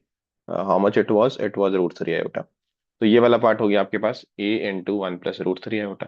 सिमिलरली जेड भी सेम ही चीज हो जाएगा, a इंटू 1 प्लस √3 आयोटा, क्योंकि ए बी सी तो हमने इक्वल लिया है ना, और जेड में बस इतना सा अंतर है y के रेस्पेक्ट में कि ओमेगा स्क्वायर और ओमेगा है, और बी और सी तो इक्वल है, तो सेम ही हो जाएंगे। अब अगर हमें ये निकालना है mod of x square plus mod of Y square plus mod of Z square divided by mod of A square plus mod of B square plus mod of C square, तो ये कितना हो रहा होगा? Modulus distributes and multiplication. पहले 3 ए का तो 9 ए square हो जाएगा, तो बहुत सिंपल है, मैग्नीट्यूड का स्क्वायर 9 ऑफ मैग्नीट्यूड ऑफ ए का स्क्वायर। फिर इसमें क्या होगा? Magnitude of A into magnitude of this complex number which will be √1 + 3, 2 हो जाएगा, और स्क्वायर करेंगे तो 4 हो जाएगा। तो 4 इंटू मैग्नीट्यूड ऑफ ए का स्क्वायर। फिर यहाँ पे भी सेम 4 ऑफ मैग्नीट्यूड ऑफ ए का स्क्वायर। तो ए कॉम्प्लेक्स नंबर है, हमें नहीं पता, हम तो कुछ भी ले रहे हैं, ए को रियल नहीं माना है इसमें, कोई भी complex number, but ABC equal है। तो नीचे आपका मॉड ए का स्क्वायर मॉड ए का स्क्वायर मॉड ए का स्क्वायर हो जाएगा ऐसे करके। तो आपके पास ये वैल्यू 17/3 आ रही है, मतलब यूनिक नहीं आ रही है। इवन दो अगर न्यूमेरिकल में भी आएगा तो हम इसका आंसर नहीं कुछ कर पाएंगे, क्योंकि आंसर तो यूनिक होना चाहिए ना, it should be independent of ABC. तो that is why this question was given as bonus, क्योंकि इसका आंसर यूनिक नहीं है और इंटीजर भी नहीं है, क्योंकि उस समय तो ये इंटीजर टाइप में आया था। The number of distinct real roots of this equation is. तो यहाँ पे हम लोग एक रिजल्ट यूज कर रहे हैं कि अगर कोई फंक्शन एफ एक्स डिफरेंशिएबल है, if fx is a differentiable function throughout differentiable in its domain and f dash x has n roots, अगर इसके डेरिवेटिव के पास n रूट्स हैं, तो fx के पास then fx has maximum, इनके पास मैक्सिमम कितने roots होंगे? n+1 रूट्स होंगे ऐसे। अब ये कहाँ से आता है कि रॉल्स थ्योरम का स्टेटमेंट क्या है आपके पास कि अगर किसी इंटरवल में आप ए टू बी में फंक्शन को कंटिन्यूअस रख रहे हैं क्लोज इंटरवल में और डिफरेंशिएबल रख रहे हैं ओपन इंटरवल में, और F of A equal to F of B है, तो उस इंटरवल में कम से कम एक पॉइंट पे उसका डेरिवेटिव जीरो तो होता ही होगा। तो अगर मान लीजिए कि ए और बी उसके रूट्स ही हैं, किसी भी डिफरेंशिएबल फंक्शन में अगर दो रूट आपको मालूम है ए और बी हैं, तो रॉल्स थ्योरम से आप बोल सकते हैं कि उस इंटरवल में एक रूट उसके डेरिवेटिव का होगा ही होगा। फिर मान लीजिए तीन रूट हैं इसके, एक और रूट हो गए, तो इस इंटरवल में भी एक रूट होगा। ऐसे करके जितने भी इंटरवल होंगे उसमें एक एक रूट होता चला जाएगा। तो अगर फंक्शन के एन रूट हैं, तो मिनिमम उस डेरिवेटिव के कितने रूट होंगे? एन माइनस वन रूट तो होंगे होंगे। रॉल्स थ्योरम में बोला था एटलीस्ट वन एग्जिस्ट।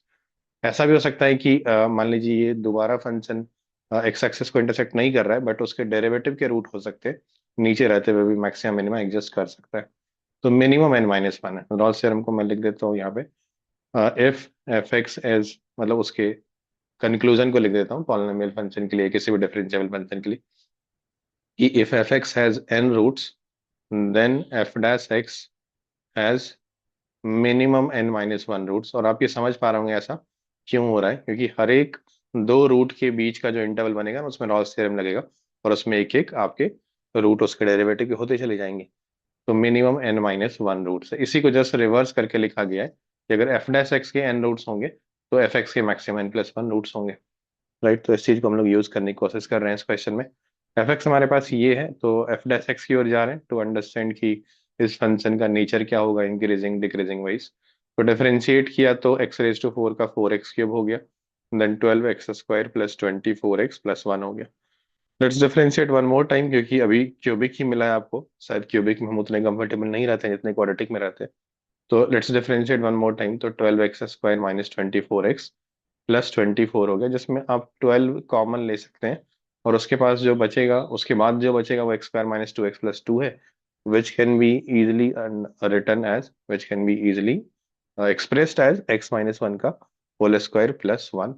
या फिर आप ऐसे बोल सकते हैं कि ये एक ऐसा क्वाड्रेटिक है जिसका लीडिंग ऑप्शन पॉजिटिव और डिस्क्रिमिनेंट नेगेटिव है, तो ये क्वांटिटी हमेशा ग्रेटर देन जीरो रहेगा, इक्वल टू जीरो नहीं हो पाएगा, क्योंकि एक्स एक रियल नंबर है। तो इसका मतलब ये हुआ कि F double dash x has zero roots, है ना।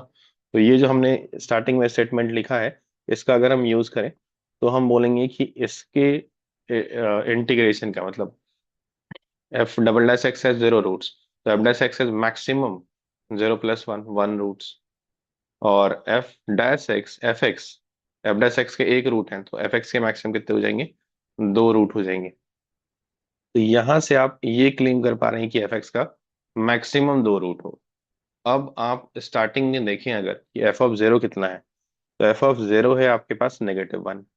राइट, तो आप यहाँ से डेकार्टे रूल ऑफ साइन भी लगा सकते हैं, या फिर आप ऐसे भी समझ सकते हैं कि F of zero minus one है, और चूंकि ये इवन डिग्री पॉलिनोमियल है तो इन्फिनिटी पे भी इसकी वैल्यू इन्फिनिटी होगी, और नेगेटिव इन्फिनिटी पे भी इसकी वैल्यू इन्फिनिटी ही होगी, क्योंकि इवन टर्म जो है वो लीडिंग टर्म है, इवन पावर टर्म जो है वो लीडिंग टर्म है, तो वो डोमिनेट करेगा।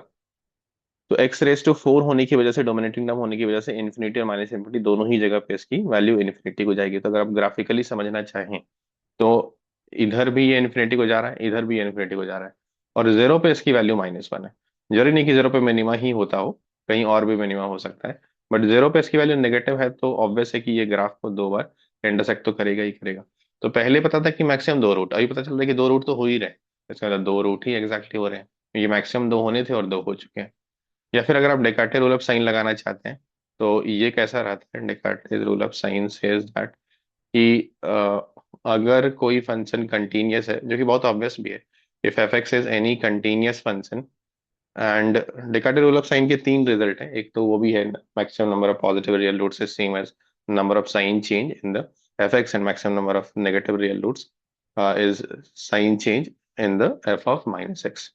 तो यहाँ पे हम लोग तीसरा वाला यूज कर रहे हैं, F x is continuous and F of A into F of B is less than zero, then fx equal to 0 has at least one root in the interval a to b, जो कि बहुत obvious है, जो आप graph से भी समझ सकते हैं कि एक तरफ नेगेटिव है दूसरी तरफ पॉजिटिव है, तो एक बार जीरो इंटरसेक्ट तो किया ही होगा अगर वो कंटिन्यूस फंक्शन है तो वैसे भी समझ सकते थे कि एफ ऑफ जीरो आपका माइनस वन है, और एफ ऑफ वन शायद पॉजिटिव होता होगा, एफ ऑफ वन नहीं होगा तो एफ ऑफ टू हो जाएगा। पर देख लेते हैं एफ ऑफ वन कितना हो रहा है। तो एफ ऑफ वन रखेंगे तो ये आपका पॉजिटिव हो जाएगा, बिल्कुल सही है। तो ये आपकी वैल्यू पॉजिटिव हो गई, तो जीरो से वन के बीच में एक रूट है। सिमिलरली आप देख पा रहे होंगे कि 0 से -1 के बीच में एक रूट होता होगा, या फिर 0 से -2 के बीच में होता होगा। f(-1) या f(2), उनमें से कोई एक पॉजिटिव तो आता ही होगा। तो इसका आंसर 2 हो जाएगा। एग्जैक्टली दो रूट हैं इसके पास। Let y dash x plus yx into g dash x equal to gx into g dash x. Y of 0 is 0, x belongs to a real number, where f dash x denotes the differentiation of fx with respect to x, and gx is a given non-constant differentiable function. With g of 0, g of 2, both of them are 0, then find the value of y of 2. तो यहाँ पे y जो है वो as a function of x है, तो हम लोग y ऑफ x की जगह पे सिर्फ y लिख लेते हैं और y डैश की जगह पे dy बाई dx लिख लेते हैं, ताकि एक कन्वेंशनल डिफरेंशियल इक्वेशन जैसा दिखे और हम इसमें कंफर्टेबल हो जाए। बेसिकली y डैश x मतलब dy बाई dx लिखा हुआ है, और ये लिखा हुआ है g dash x into Y, और इस तरफ आपका लिखा हुआ है जी एक्स इंटू जी डैश एक्स। तो आपको दिख रहा है कि इसमें y वाला टर्म सिर्फ एक ही जगह पे, बाकी सारे फंक्शन ऑफ x हैं। तो जब भी ऐसा डिफरेंशियल इक्वेशन होता है जिसमें सिर्फ एक ही y वाला टर्म होता है और खुद y होता है, तो वो लीनियर डिफरेंशियल इक्वेशन के फॉर्म में एक्सप्रेस किया जा सकता है, D by D X plus P Y equal to Q. तो यहाँ पे क्लियरली देख सकते हैं हम कि p और q दोनों ही जो है फंक्शन ऑफ x है। p आपका जी डैश एक्स और q G X to G dash x है। तो इस तरह के डिफरेंशियल इक्वेशन का जो सॉल्यूशन होता है वो होता है y into I F is equal to integral q into I F. इस सॉल्यूशन को आप डायरेक्टली याद रख सकते हैं और यूज कर सकते हैं।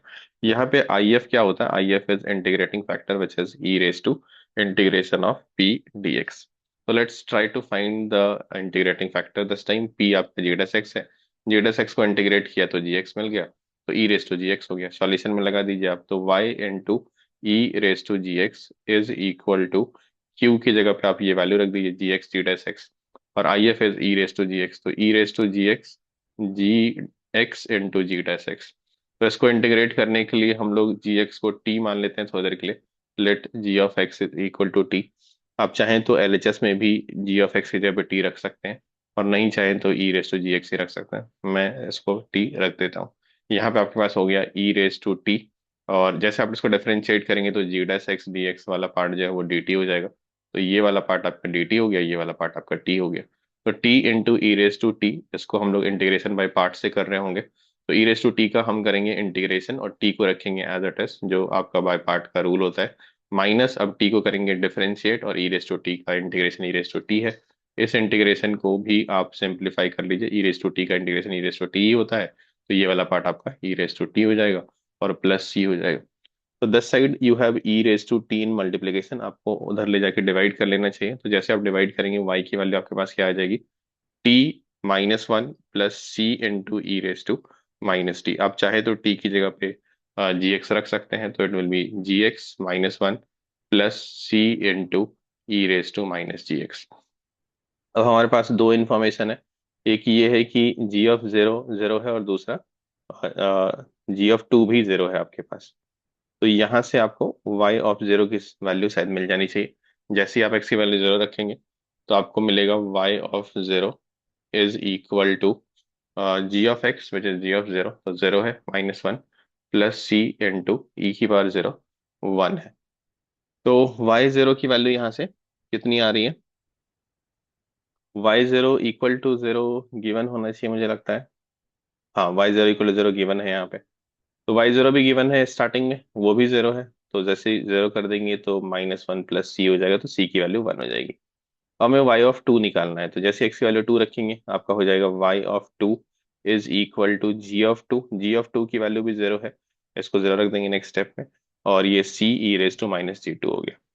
तो वैल्यू आप लिख पा रहे हैं y ऑफ टू की, ये जीरो हो गया -1, और ये वाला पार्ट भी आपका ई रेस टू जीरो 1 हो गया, और सी की वैल्यू भी 1 है। तो 1 - 1 zero is the final answer for this question. तो यही आपका आंसर गिवन है, y of two is zero. Let M be a 3 × 3 matrix satisfying this equations। तो यहाँ पे M एक 3 × 3 मैट्रिक्स है, इसमें 9 अननोन होंगे, तो लेट अस एज्यूम कि ये मैट्रिक्स जो वो M को रिप्रेजेंट करता है। 9 अननोन है तो 9 इक्वेशन होंगे, बट इक्वेशंस आसान होंगे, तो ऐसे घबराने वाली बात नहीं है। अब अगर हम इसको परफॉर्म करें मल्टीप्लिकेशन को, ये वाला मल्टीप्लिकेशन, तो आप क्या देख पा रहे हैं कि ABC multiplied with 0 1 0 this is equal to -1। तो यहाँ से आपको B की वैल्यू इमिडिएटली मिल गई -1। सिमिलरली नेक्स्ट आप मल्टीप्लाई करेंगे D F multiplied by 0 1 0 is 2, तो यहाँ से आपको ई की वैल्यू मिल गई 2, and hence will get H equal to 3। By third one, G H I का 0 1 0 से करेंगे। तो यहाँ पे आपको b e h second column के पूरे एलिमेंट मिल गए। फाइनली आपको चाहिए क्या, sum of diagonal entries of m. तो हमें वैल्यू चाहिए ए प्लस ई प्लस आई की। We are interested in a plus e plus i, तो हम सिर्फ ए प्लस ई प्लस आई की ओर ही फोकस करेंगे, बाकी एलिमेंट्स हमारे लिए इंपॉर्टेंट नहीं है इस क्वेश्चन के लिए। तो यहाँ पे हमें किसकी वैल्यू मिल गई, ई की वैल्यू मिल गई। अब हमें किसकी वैल्यू चाहिए होगी, ए और आई की चाहिए होगी। ठीक है, तो नेक्स्ट करिए, आप ये वाले इंफॉर्मेशन को यूज करिए। तो इसमें आप A B C multiplied with 1 - 1 0। तो यहाँ से आपको एक इंफॉर्मेशन मिलेगा, a minus b is equal to 1। B की वैल्यू -1 ऑलरेडी आ चुकी है, तो यहाँ से आपको ए की वैल्यू मिल जाएगी। तो ए 0 हो गया। तो ए और ई दोनों ही मिल गया हमें। अब मुझे बस आई चाहिए, राइट। तो आई तो यहाँ से मिलेगा हमें। तो डी एफ इस वाले में हमें इंटरेस्ट ही नहीं है, क्योंकि डी एफ में ई चाहिए था, वो ई मिल चुका है। डी और एफ में कोई इंटरेस्ट है नहीं अपने को। अब ये वाला कर लीजिए, सेकंड वाला इसमें स्किप कर दीजिए। तो जी एच आई विथ 1 - 1 0। तो यहाँ से आप लिख पा रहे होंगे g minus h is equal to -1। H की वैल्यू 3 है आपके पास, तो 3 को उधर ले जाएंगे तो जी की वैल्यू 3 - 1 2 आ जाएगी आपके पास। अब आप यहाँ पे आ जाइए, इसमें आपको सिर्फ आई से मतलब है, राइट। तो आप लास्ट वाले को मल्टीप्लाई करिए।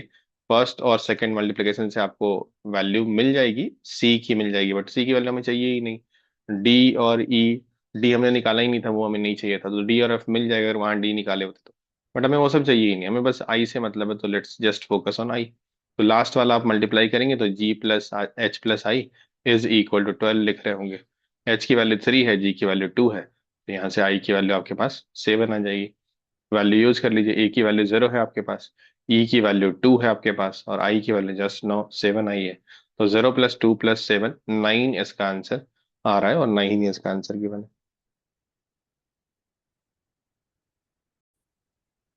तो ये एक मैट्रिक्स मैच क्वेश्चन है, इसमें आपको कॉलम 1 और कॉलम 2 गिवन है, और कॉलम 1 के करस्पॉन्डिंग कॉलम 2 में आपको मैच करना है।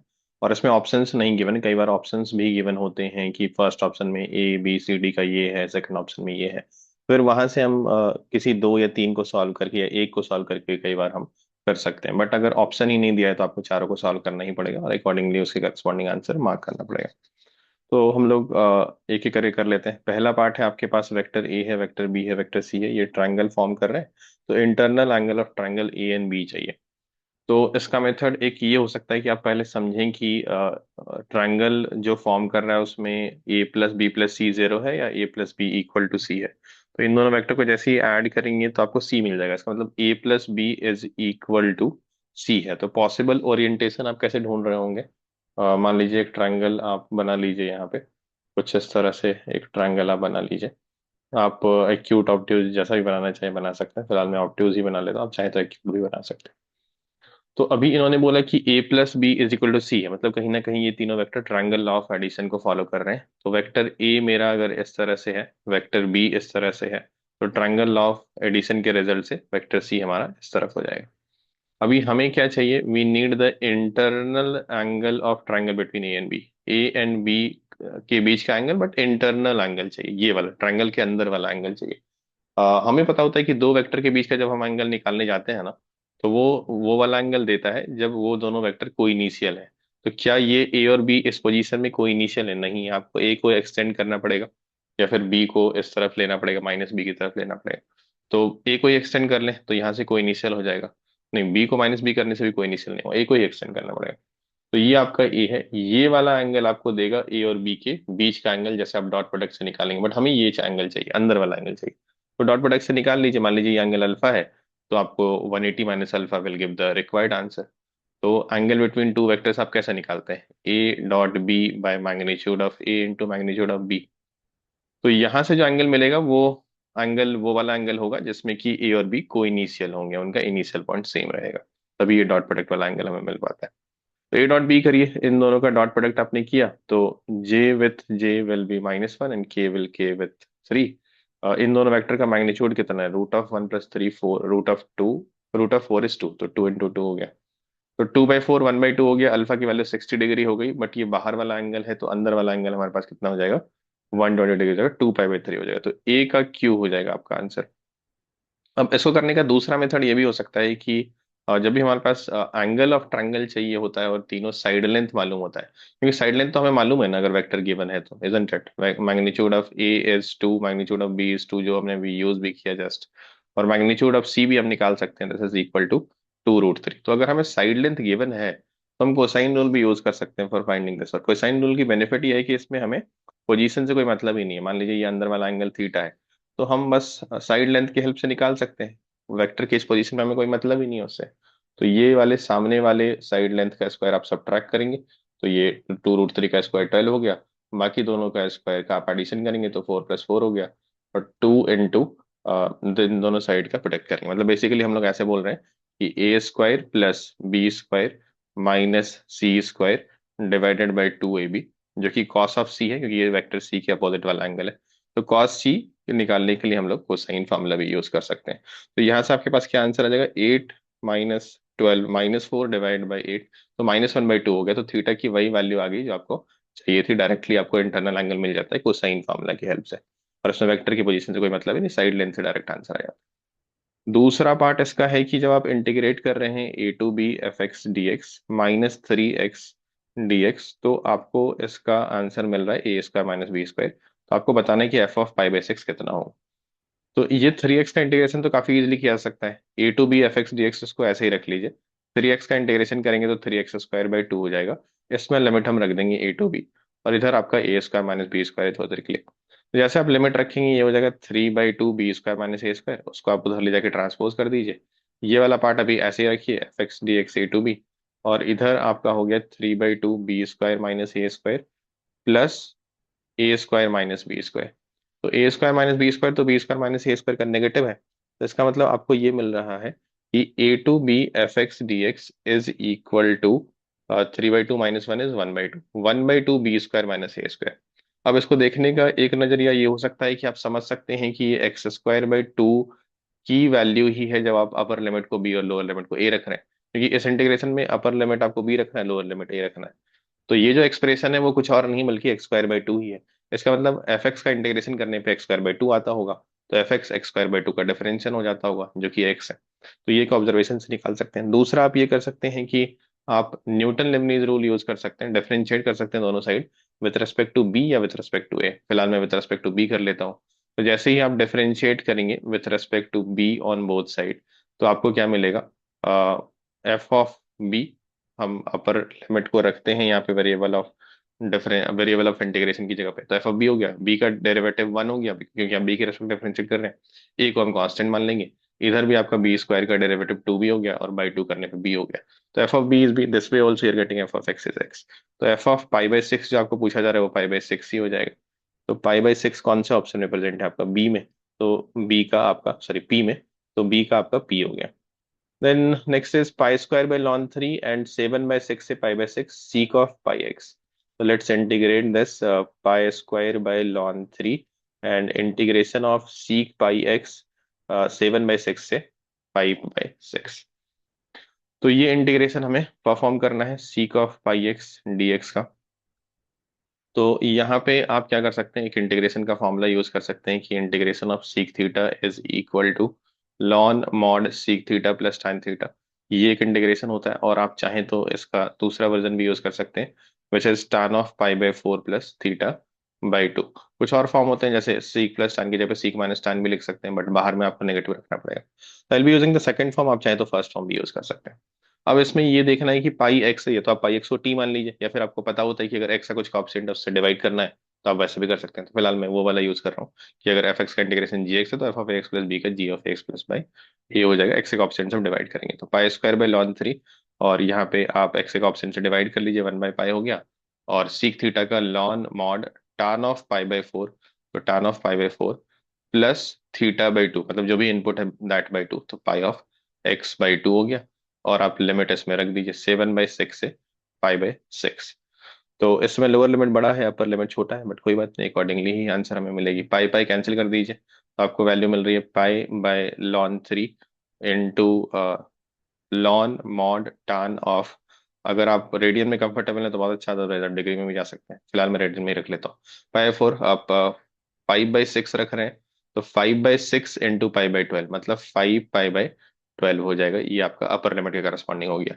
Minus ln of mod of पाई/4 प्लस 7, tan भी रहेगा माइनस, तो ln of mod of tan of पाई/4 प्लस 7 पाई/12। तो let's try to simplify this, देखते हैं यहाँ पे वैल्यू कितनी आती होगी। तो पाई/ln 3, और ये वाला हो गया पाई/4 विच इज 3 पाई/12 प्लस 5 पाई/12, 8 पाई/12 हो गया। 8 पाई/12 को आप लिख सकते हैं 2 पाई/3 विच इज 120 डिग्री। टान ऑफ 120 डिग्री की वैल्यू -√3 होती है, मॉड है बट इसलिए वो √3 हो जाएगा। और यहाँ पे आपके पास क्या हो गया, पाई/4 अगेन 3 पाई/12, 10 पाई/12 विच इज 5 पाई/6, 150 डिग्री। ये आपकी 1/√3 विथ नेगेटिव होती है, बट मॉड है तो पॉजिटिव हो जाएगा। तो पाई/ln 3, ये वाला टर्म आपका हो रहा है ln√3, और ये वाला हो रहा है लॉन 1/√3। फिर हमें लॉग की प्रॉपर्टी से पता होता है कि log A minus log B is log a/b, या फिर आप चाहें तो 1/√3 को √3 पर -1 लिख सकते हैं।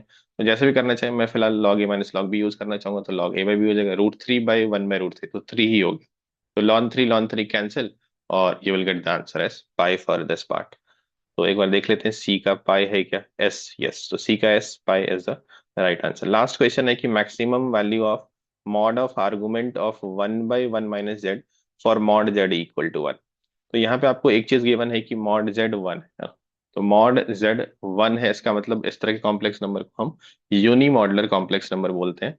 और इस तरह के क्वेश्चन में एक चॉइस आपका हमेशा रहता है कि आप z को cos theta plus iota sine theta ले सकते हैं। तो एक चॉइस आपका ये रहता है कि यूनिमॉडुलर कॉम्प्लेक्स नंबर में आप जेड को x plus iota sine theta लिख सकते हैं।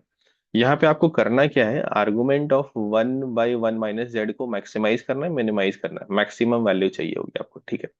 तो z की वैल्यू 1 नहीं रखनी, विच इज वेरी ऑब्वियस, क्योंकि आपका डिनोमिनेटर 1 नहीं होना चाहिए। हमें मैक्सिमाइज करना है argument of mod of 1/1 - z, we need the maximum value of this thing. तो सबसे पहले हम लोग 1/1 - z पे फोकस कर लेते हैं। 1/1 - z आर्गुमेंट, अच्छा बाहर है मॉड, एक बार इसलिए मैं चेक कर रहा था। पहले आर्गुमेंट निकालना है फिर मॉड लगाना है, माय मिस्टेक। तो mod of argument of 1/1 - z। तो लेट्स फर्स्ट सिंप्लीफाई 1/1 - z, फिर उसका आर्गुमेंट, एंड देन देखेंगे उसकी मॉडुलस वैल्यू क्या हो सकती है। तो आप z की जगह पे cos theta plus iota sine theta रख रहे हैं, तो this will be cos theta plus iota sine theta. अब आप इसके कॉन्जुगेट से मल्टीप्लाई करेंगे, विच is 1 minus cos theta minus iota sine theta divided by 1 minus cos theta minus, अच्छा 1 माइनस जेड था, my mistake again. Z minus में है, मतलब यहाँ पे माइनस होगा, तो यहाँ पे कॉन्जुगेट मल्टीप्लाई करते समय प्लस होगा। तो 1 minus cos theta plus iota sine theta. So numerator is all set. 1 minus cos theta is the real part. Iota sin theta is the imaginary part. Denominator में आप z इंटू जेड बार use कर रहे होंगे, तो ये mod Z का square हो गया, मतलब 1 माइनस कॉस थीटा का स्क्वायर प्लस साइन थीटा का स्क्वायर, साइन स्क्वायर थीटा हो गया। Let's simplify this. 1 minus cos theta की जगह पे आप 2 साइन स्क्वायर थीटा बाई 2 रख सकते हैं, एंड साइन थीटा की जगह पे आप 2 sine theta by 2 cos theta by 2 रख सकते हैं। आइडिया सिंपल है कि एक टर्म जा चुका है थीटा/2 में, तो बाकी सारे टर्म को हम थीटा/2 में ही ले जाना चाह रहे हैं। नीचे आप a minus B whole square में ओपन करेंगे, तो ए स्क्वायर यहाँ का 1 हो गया, बी स्क्वायर कॉस स्क्वायर हो गया, कॉस स्क्वायर साइन स्क्वायर से मिलेगा, तो वो 1 हो जाएगा, 1 + 1 2 हो जाएगा, और -2 कॉस थीटा बच रहा है। तो अगेन डिनोमिनेटर में भी आपको 1 माइनस कॉस थीटा इंटू 2 ही दिख रहा है, तो उसको हम फिर से 2 साइन स्क्वायर थीटा बाई 2 लिख देंगे। तो ऊपर से हम 2 साइन थीटा बाई 2 कॉमन ले लेते हैं, या फिर अभी थोड़ी देर के लिए रहने देते हैं, एक बार नीचे सिंप्लीफाई कर लेते हैं, फिर देखते हैं हम उसको क्या लिख सकते होंगे। तो 2 iota sine theta by 2 cos theta by 2 हो गया, और नीचे आपके पास हो गया 2 into 2 4 sine square theta by 2। तो ये जो कॉम्प्लेक्स नंबर है ना 1/1 - z, इसको सिंप्लीफाई करके हम लिख सकते हैं। पहला पार्ट हाफ हो गया, और दूसरा पार्ट जो है आपका अयोटा रहेगा, इसमें एक साइन कैंसिल हो जाएगा, बाई 2 भी रहेगा, कॉट थीटा बाई 2 हो जाएगा। तो आप समझ सकते हैं कि इसका जो रियल पार्ट है ना, ये जो कॉम्प्लेक्स नंबर 1/1 - z, इसका रियल पार्ट फिक्स हो गया, हाफ हो गया। तो एक आर्गेंट प्लेन आप इमेजिन करिए, इसमें एक्स कोऑर्डिनेट हाफ फिक्स कर दीजिए, x equal to half is a vertical line. तो आर्गेंट प्लेन में अगर एक्स कोऑर्डिनेट फिक्स है, रियल पार्ट फिक्स है हाफ, इमेजिनरी पार्ट को आप वेरी कराते रहिए। तो इसमें आपका आर्गुमेंट कैसे डिसाइड करते हैं, जैसे मान लीजिए यहाँ पे कॉम्प्लेक्स नंबर है, तो आप इसको ऑरिजिन से ज्वाइन करेंगे, और ये वाली एंगल आर्गुमेंट हो जाएगी। तो जैसे जैसे इसकी वाई कोऑर्डिनेट बढ़ेगी, ये एंगल बढ़ता चला जाएगा। तो जैसे ही y कोऑर्डिनेट इन्फिनिटी की ओर जाएगा, when cot θ/2 will go towards infinity, वो आपका थीटा इक्वल टू 0 पे होता होगा, तो उस समय आपकी जो इसकी मैक्सिमम वैल्यू है पाई/2 को टेंड करने लग जाएगी। तो then maximum mod of argument of, नीचे भी जाएगा तो मॉड लेने पे वो 5/2 ही हो जाएगा। तो ये आपका प्लस माइनस इन्फिनिटी की ओर अगर जा रहा है जीरो के लेफ्ट या राइट नेबरहुड में, तो इस समय आर्गुमेंट ऑफ 1/1 - z की मैक्सिमम वैल्यू जो है वो टेंडिंग करेगी π/2 को। एग्जैक्टली π/2 तो नहीं हो सकते, तो वैसे तो maximum value does not exist है, बट समझ में आ रहा है कि वो अप्रोचिंग वैल्यू ही पूछना चाह रहे थे। तो that way we can write कि इसकी आंसर π/2 हो जाएगी, which is present in option T.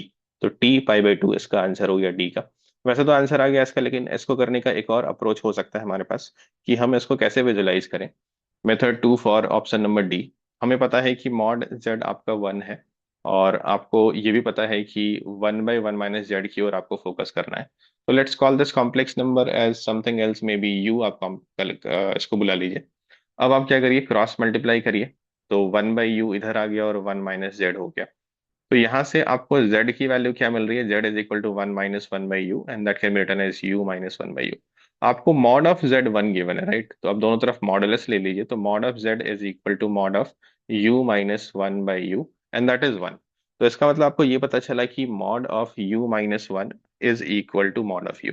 तो हमें पता होता है कि मॉड ऑफ z1 - z2 जो है ना, ज्योमेट्रिकली वो distance between z1 and z2 को रिप्रेजेंट करता है। तो इसका मतलब ये भी हुआ कि u एक ऐसा कॉम्प्लेक्स नंबर है जिसका डिस्टेंस 1 से और 0 से बराबर है। या फिर अगर आपको ये भी याद है कि mod of z - z1 is equal to mod of z - z2, ये परपेंडिकुलर बाइसेक्टर को रिप्रेजेंट करता है of the line segment joining z1 and z2। तो वहां से भी आप रिलेट कर सकते हैं, और ये वेरी ऑब्वियस है। क्यों करता है? क्योंकि u का डिस्टेंस दो जगह से अगर बराबर है तो वो उसके परपेंडिकुलर बाइसेक्टर का ही इक्वेशन है। तो यहाँ पे अगेन आपका ये 0 है और ये 1 है, और 0 और 1 जो दोनों रियल नंबर्स हैं उनको आप ज्वाइन करेंगे तो एक रियल नंबर लाइन ही मिलेगा। इसका परपेंडिकुलर बाइसेक्टर जो होगा x इक्वल टू हाफ ही होगा। फिर वहां से आप बोल सकते हैं कि ये आपका आर्गुमेंट जो है वो मैक्सिमम वैल्यू π/2 की ओर टेंड करेगा when the y coordinate will tends towards infinity. इसको करने का एक और मेथड ये हो सकता है कि आप x z equal to x plus iota y लेके भी आगे प्रोसीड कर सकते हैं। फिलहाल मैं उसमें नहीं जा रहा क्योंकि मैंने दो मेथड ऑलरेडी बता दिया। तो इसका करेक्ट आंसर क्या हो जाएगा, a का q, b का p, c का s एंड d का t। ये मैट्रिक्स मैच क्वेश्चन है और इसमें ऑप्शंस नहीं है, आपको ए बी सी डी को सबको मैच करना है। ऐसा नहीं गिवन है कि ऑप्शन ए में 1 में ये है, ऑप्शन 2 में ए बी सी डी के ये हैं। तो we have to solve each of them, क्योंकि अगर ऑप्शंस होते हैं तो शायद 1 2 3 सॉल्व करने से हो जाता है आपका। तो अभी हमें सारे को सॉल्व करना पड़ेगा, तो let's solve them one by one. पहला क्वेश्चन है आपका सेट, जिसमें real part of 2 i/z/1 - z² निकालना है। और जेड एक ऐसा कॉम्प्लेक्स नंबर है जिसकी वैल्यू +-1 नहीं है, वो तो ऑब्वियसली डिनोमिनेटर 0 नहीं होना चाहिए। और मॉड z1 है, तो मॉड z1 है, इसका मतलब यूनिमॉडुलर कॉम्प्लेक्स नंबर है। तो यहाँ से आप चाहे तो जेड को cos theta plus iota sine theta लिख सकते हैं। और एक चीज आप ये भी कर सकते हैं कि मॉड जेड जो है वो 1 है, इसका मतलब जेड जेड बार जो कि मॉड जेड का स्क्वायर होता है वो भी 1 हो गया। तो आपको जिस क्वांटिटी की रियल पार्ट निकालनी है ना, 2 i/z/1 - z², इसकी जो पॉसिबल रेंज निकालनी है कि इसकी रेंज कहाँ से कहाँ तक हो सकती है, इसमें ये जो टर्म 1 है उसकी जगह पे हम जेड जेड बार रख देते हैं। ठीक है, तो जैसे ही आप यहाँ पे रखेंगे जेड जेड बार, तो होगा क्या कि ऊपर और नीचे से जेड आपका कैंसिल हो जाएगा। तो let's cancel Z from numerator and denominator. तो 2 i बचेगा डिवाइडेड बाय आपका जेड बार माइनस जेड बचेगा। इसका रियल पार्ट का रेंज आपको निकालना है। तो यहाँ से आपके पास दो चॉइस हो सकता है, या तो आप जेड को cos theta plus iota sine theta मानिए, या फिर जेड को आप x प्लस आयोटा वाई मानिए। तो फिलहाल मैं cos theta plus iota sine theta मान लेता हूँ, क्योंकि z जो है वो एक यूनी मॉडुलर कॉम्प्लेक्स नंबर है। इस केस में आप cos theta plus iota sine theta मान सकते हैं। और मॉडुलस कुछ और गिवन है तो आप ऑयलर्स फॉर्म से mod z into e raise to iota theta, या फिर पोलर फॉर्म में mod z into cos theta plus iota sine theta लिख सकते हैं। तो जेड बार की जगह पे अभी हम क्या लिख रहे हैं, अगर हमने जेड को cos theta plus iota sine theta माना है, तो z bar is conjugate of this which is cos theta minus iota sine theta. Minus of z तो minus cos minus iota sine theta. और ऊपर तो आपका 2i हो गया है after cancelling z from numerator and denominator. तो उसको सिंप्लीफाई करेंगे तो आपके पास क्या वैल्यू आ रही होगी, 2 i, पहले तो cos cos नीचे कैंसिल हो गया, फिर 2 i by -2 i sine theta हो गया। और इसका रियल पार्ट चाहिए, वैसे तो ये पूरी तरह से रियल आ ही चुका है 2 i कैंसिल होने के बाद। बट अगर नहीं भी आता तो भी हम रियल पार्ट ही ले रहे होते, जो कि माइनस कोसेक थीटा आ रहा है यहाँ पे। और माइनस कोसेक थीटा का रेंज जो है वो कोसेक थीटा के रेंज के बराबर ही होता है, और ये सबको पता होता है कि कोसेक थीटा का रेंज है -∞ से -1 यूनियन 1 से इन्फिनिटी। या फिर इसको आप इस फॉर्म में भी लिख सकते हैं कि all the real number except from -1 to 1। तो जिस भी फॉर्म में ऑप्शन गिवन है अकॉर्डिंगली हो सकता है आपका एस गिवन है और पी गिवन है। पी में क्या ओपन है, बट हमारा पता हमें पता होता है कि कुछ थीटा की रेंज में जो है 1 भी हमें इंक्लूड करना होता है। तो ऑप्शन एस इसका आंसर हो गया, ए का आंसर एस हो गया। अब जैसा कि मैंने बोला कि आप जेड को एक्स प्लस आयोटा वाई भी मान सकते हैं, तो वहां से भी कर सकते हैं। मान लीजिए मेथड 2 आपका हो गया कि आप यहाँ तक पहुंच चुके हैं, तो इसके बाद आप क्या कर सकते हैं, real part of 2 iota divided by z bar which is x minus iota y, और z which is x plus iota y but उसका नेगेटिव है। तो यहाँ से भी आपको क्या मिलेगा, रियल पार्ट -1/y मिलेगा। और आप देख पा रहे हैं कि -1/y कुछ और नहीं बल्कि y को आपने साइन थीटा माना है, तो उसी का नेगेटिव रेसिप्रोकल है जो माइनस कॉस थीटा है। बट यहाँ से अगर आप कॉस साइन में नहीं जा रहे हैं तो आप ये बोलेंगे कि चूंकि मॉड जेड आपका 1 है, तो ये जो है एक सर्कल के अंदर लाई कर रहा है जिसका एक्स और वाई कोऑर्डिनेट वो -1 से 1 के बीच में होना चाहिए। तो वाई की वैल्यू -1 से 1 के बीच में है, तो आप -1/y की रेंज आप क्या बोलेंगे। तो वाई जब पॉजिटिव होगा 0 से 1 के बीच में, तो उसका जो रेसिप्रोकल लेंगे वो 1 से ∞ हो जाएगा, और नेगेटिव लेंगे तो -∞ से -1 हो जाएगा। फिर दूसरी तरफ जब y नेगेटिव होगा तो उसका रेसिप्रोकल लेंगे तो -∞ से -1, और फिर नेगेटिव की वजह से 1 से ∞ हो जाएगा। तो इस तरीके से भी आप कर सकते हैं। और दूसरा ये कि अगर आपने ये ऑब्जर्व ही नहीं किया कि 1 को जेड जेड बार लिखना है तो भी चलेगा, तो भी कोई दिक्कत नहीं है। तब भी आप क्या कर सकते हैं, 2 आयोटा जेड को एक्स प्लस आयोटा वाई लिख दीजिए, और नीचे आप 1 को 1 ही रहने दीजिए अगर आपने ऑब्जर्व नहीं किया है। और आपके पास क्या है, जेड स्क्वायर है तो जेड स्क्वायर कर लीजिए। तो इस चीज का स्क्वायर करेंगे तो ए स्क्वायर, बी स्क्वायर आपका आयोटा स्क्वायर की वजह से माइनस हो जाएगा, और 2ab आपका 2 आयोटा एक्स स्क्वायर रहेगा। और हमें पता है कि x square plus Y square 1 है, तो हम लोग इसका भी यूज कर रहे होंगे। तो 1 - x² को हम वाई स्क्वायर लिख रहे होंगे, और एक और वाई स्क्वायर, तो 2 y² हो गया। तो 2 iota x plus y divided by, यहाँ से आपका हो गया 2 y² -2 आयोटा xy।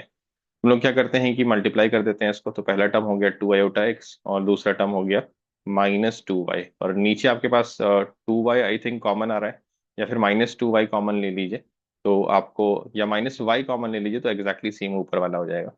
तो -y कॉमन लेते ही 2 आयोटा x -2y हो जाएगा। तो we can cancel this term and again will reach to the same thing -1/y। तो इस तरीके से आप -1/y तक पहुंच सकते हैं, और फिर वहां से आप इसकी रेंज निकाल सकते हैं ना। Question number 2, domain of sine inverse something.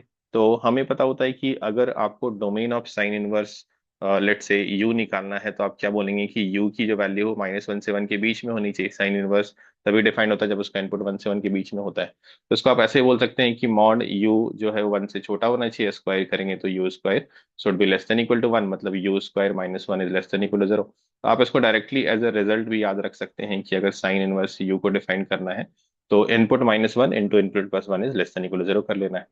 तो सबसे पहले हम समझते हैं कि इनपुट है क्या। इस इनपुट को सिंप्लीफाई करने के लिए हम 3 x को t मान लेते हैं। तो इससे ये वाला टर्म कितना हो जाएगा, 8 × t/9, 8 × साइन इनवर्स, इसे हमें डिफाइन करना है, 8 × t/9। और नीचे आपका कितना टर्म हो जाएगा, ये आपका 3 की पावर 2x जो है उसको वो t² लिख देंगे, और 2 × 1 तो मतलब -2, इसमें भी 9 नीचे आ जाएगा। तो हमें इसको डिफाइन करना है, 8t/9 divide by 1 - t² by 9। I think 9 से हम लोग मल्टीप्लाई ही कर लेते हैं, तो ये और सिंपल हो जाएगा, 8t/9 -t²। इसको हमें डिफाइन करना है, तो u आपका ये वाला पार्ट है। अब सिंपल आप ये कर दीजिए, u-1 इंटू u+1। अदरवाइज आप ये भी कर सकते हैं, उसको सेपरेटली लेस देन 1 और ग्रेटर देन -1, बट उसमें दो इनइक्वालिटी सॉल्व करनी पड़ेगी। तो let's go for u-1, 8t/9 -t² -1 multiplied with u+1 which is 8t/9 -t² +1 less than equal to 0। तो लेट्स सिंप्लीफाई दिस। अभी आप क्या लिख सकते होंगे, एलसीएम ले लीजिए, तो 8t - 9 +t², ये एक टर्म हो गया आपके पास, डिवाइडेड बाय 9 -t², और दूसरा टर्म आपके पास हो गया 8t + 9 -t² divided by 9 -t²। तो डिनोमिनेटर तो ऑल सेट है, वो किसी चीज का स्क्वायर है तो उससे हमें मतलब ही नहीं है, बस डिनोमिनेटर 0 नहीं होना चाहिए। अगर डिनोमिनेटर के रूट्स आ रहे हैं तो उसको हम रिमूव कर देंगे, तो t² -9 का होल स्क्वायर, क्योंकि x का स्क्वायर लिखिए -x का स्क्वायर लिखिए, एक ही बात होती है। यहाँ पे आप इसको लिख लीजिए t² +8t - 9।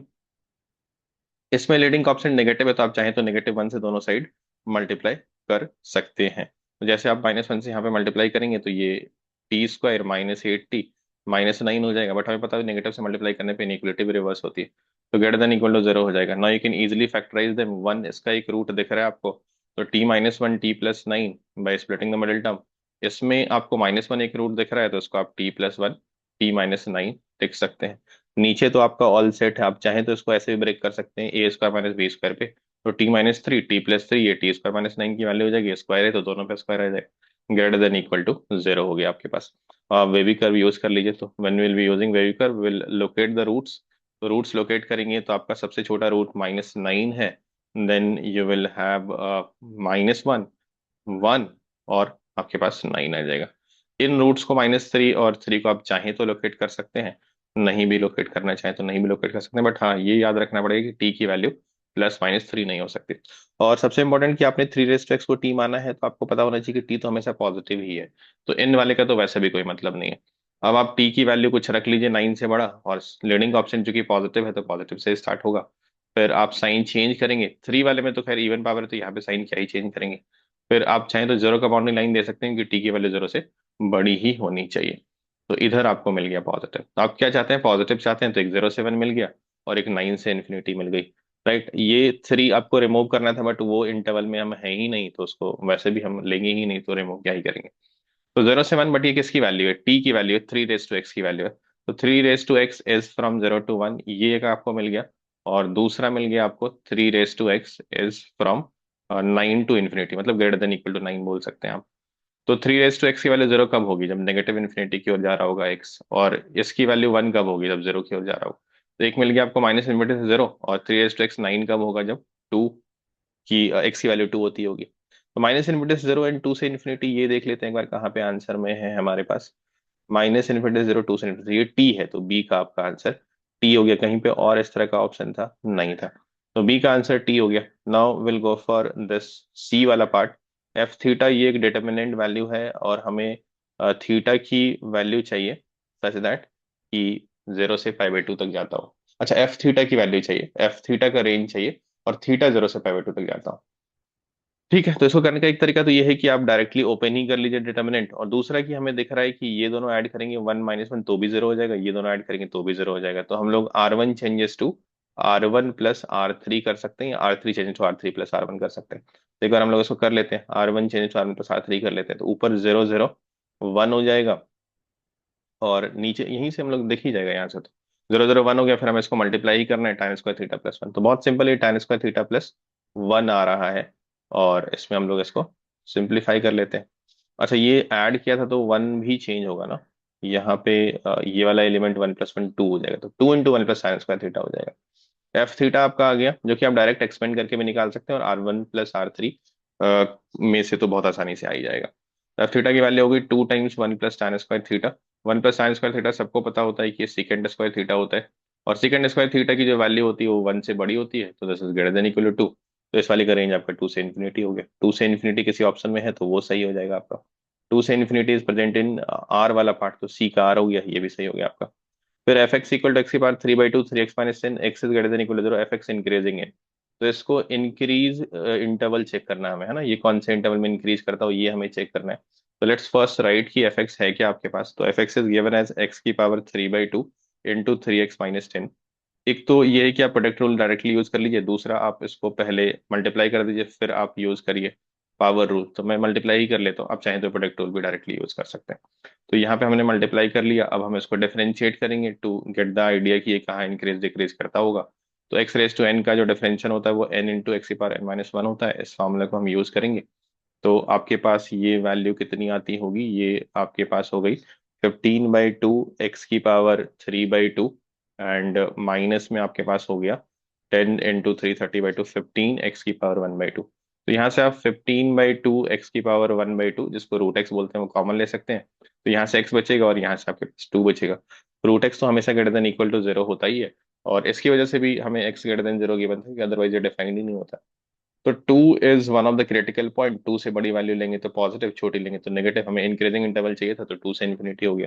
तो पिछले वाले का जो आंसर आया था 2 से इन्फिनिटी, इसका भी वही आंसर आ गया, तो पिछले वाले का आर था तो इसका भी आंसर आर ही होना चाहिए। यही आंसर आपका गिवन है, डी का आर। तो ए का एस, बी का टी, सी का आर, डी का R is the final answer for this question.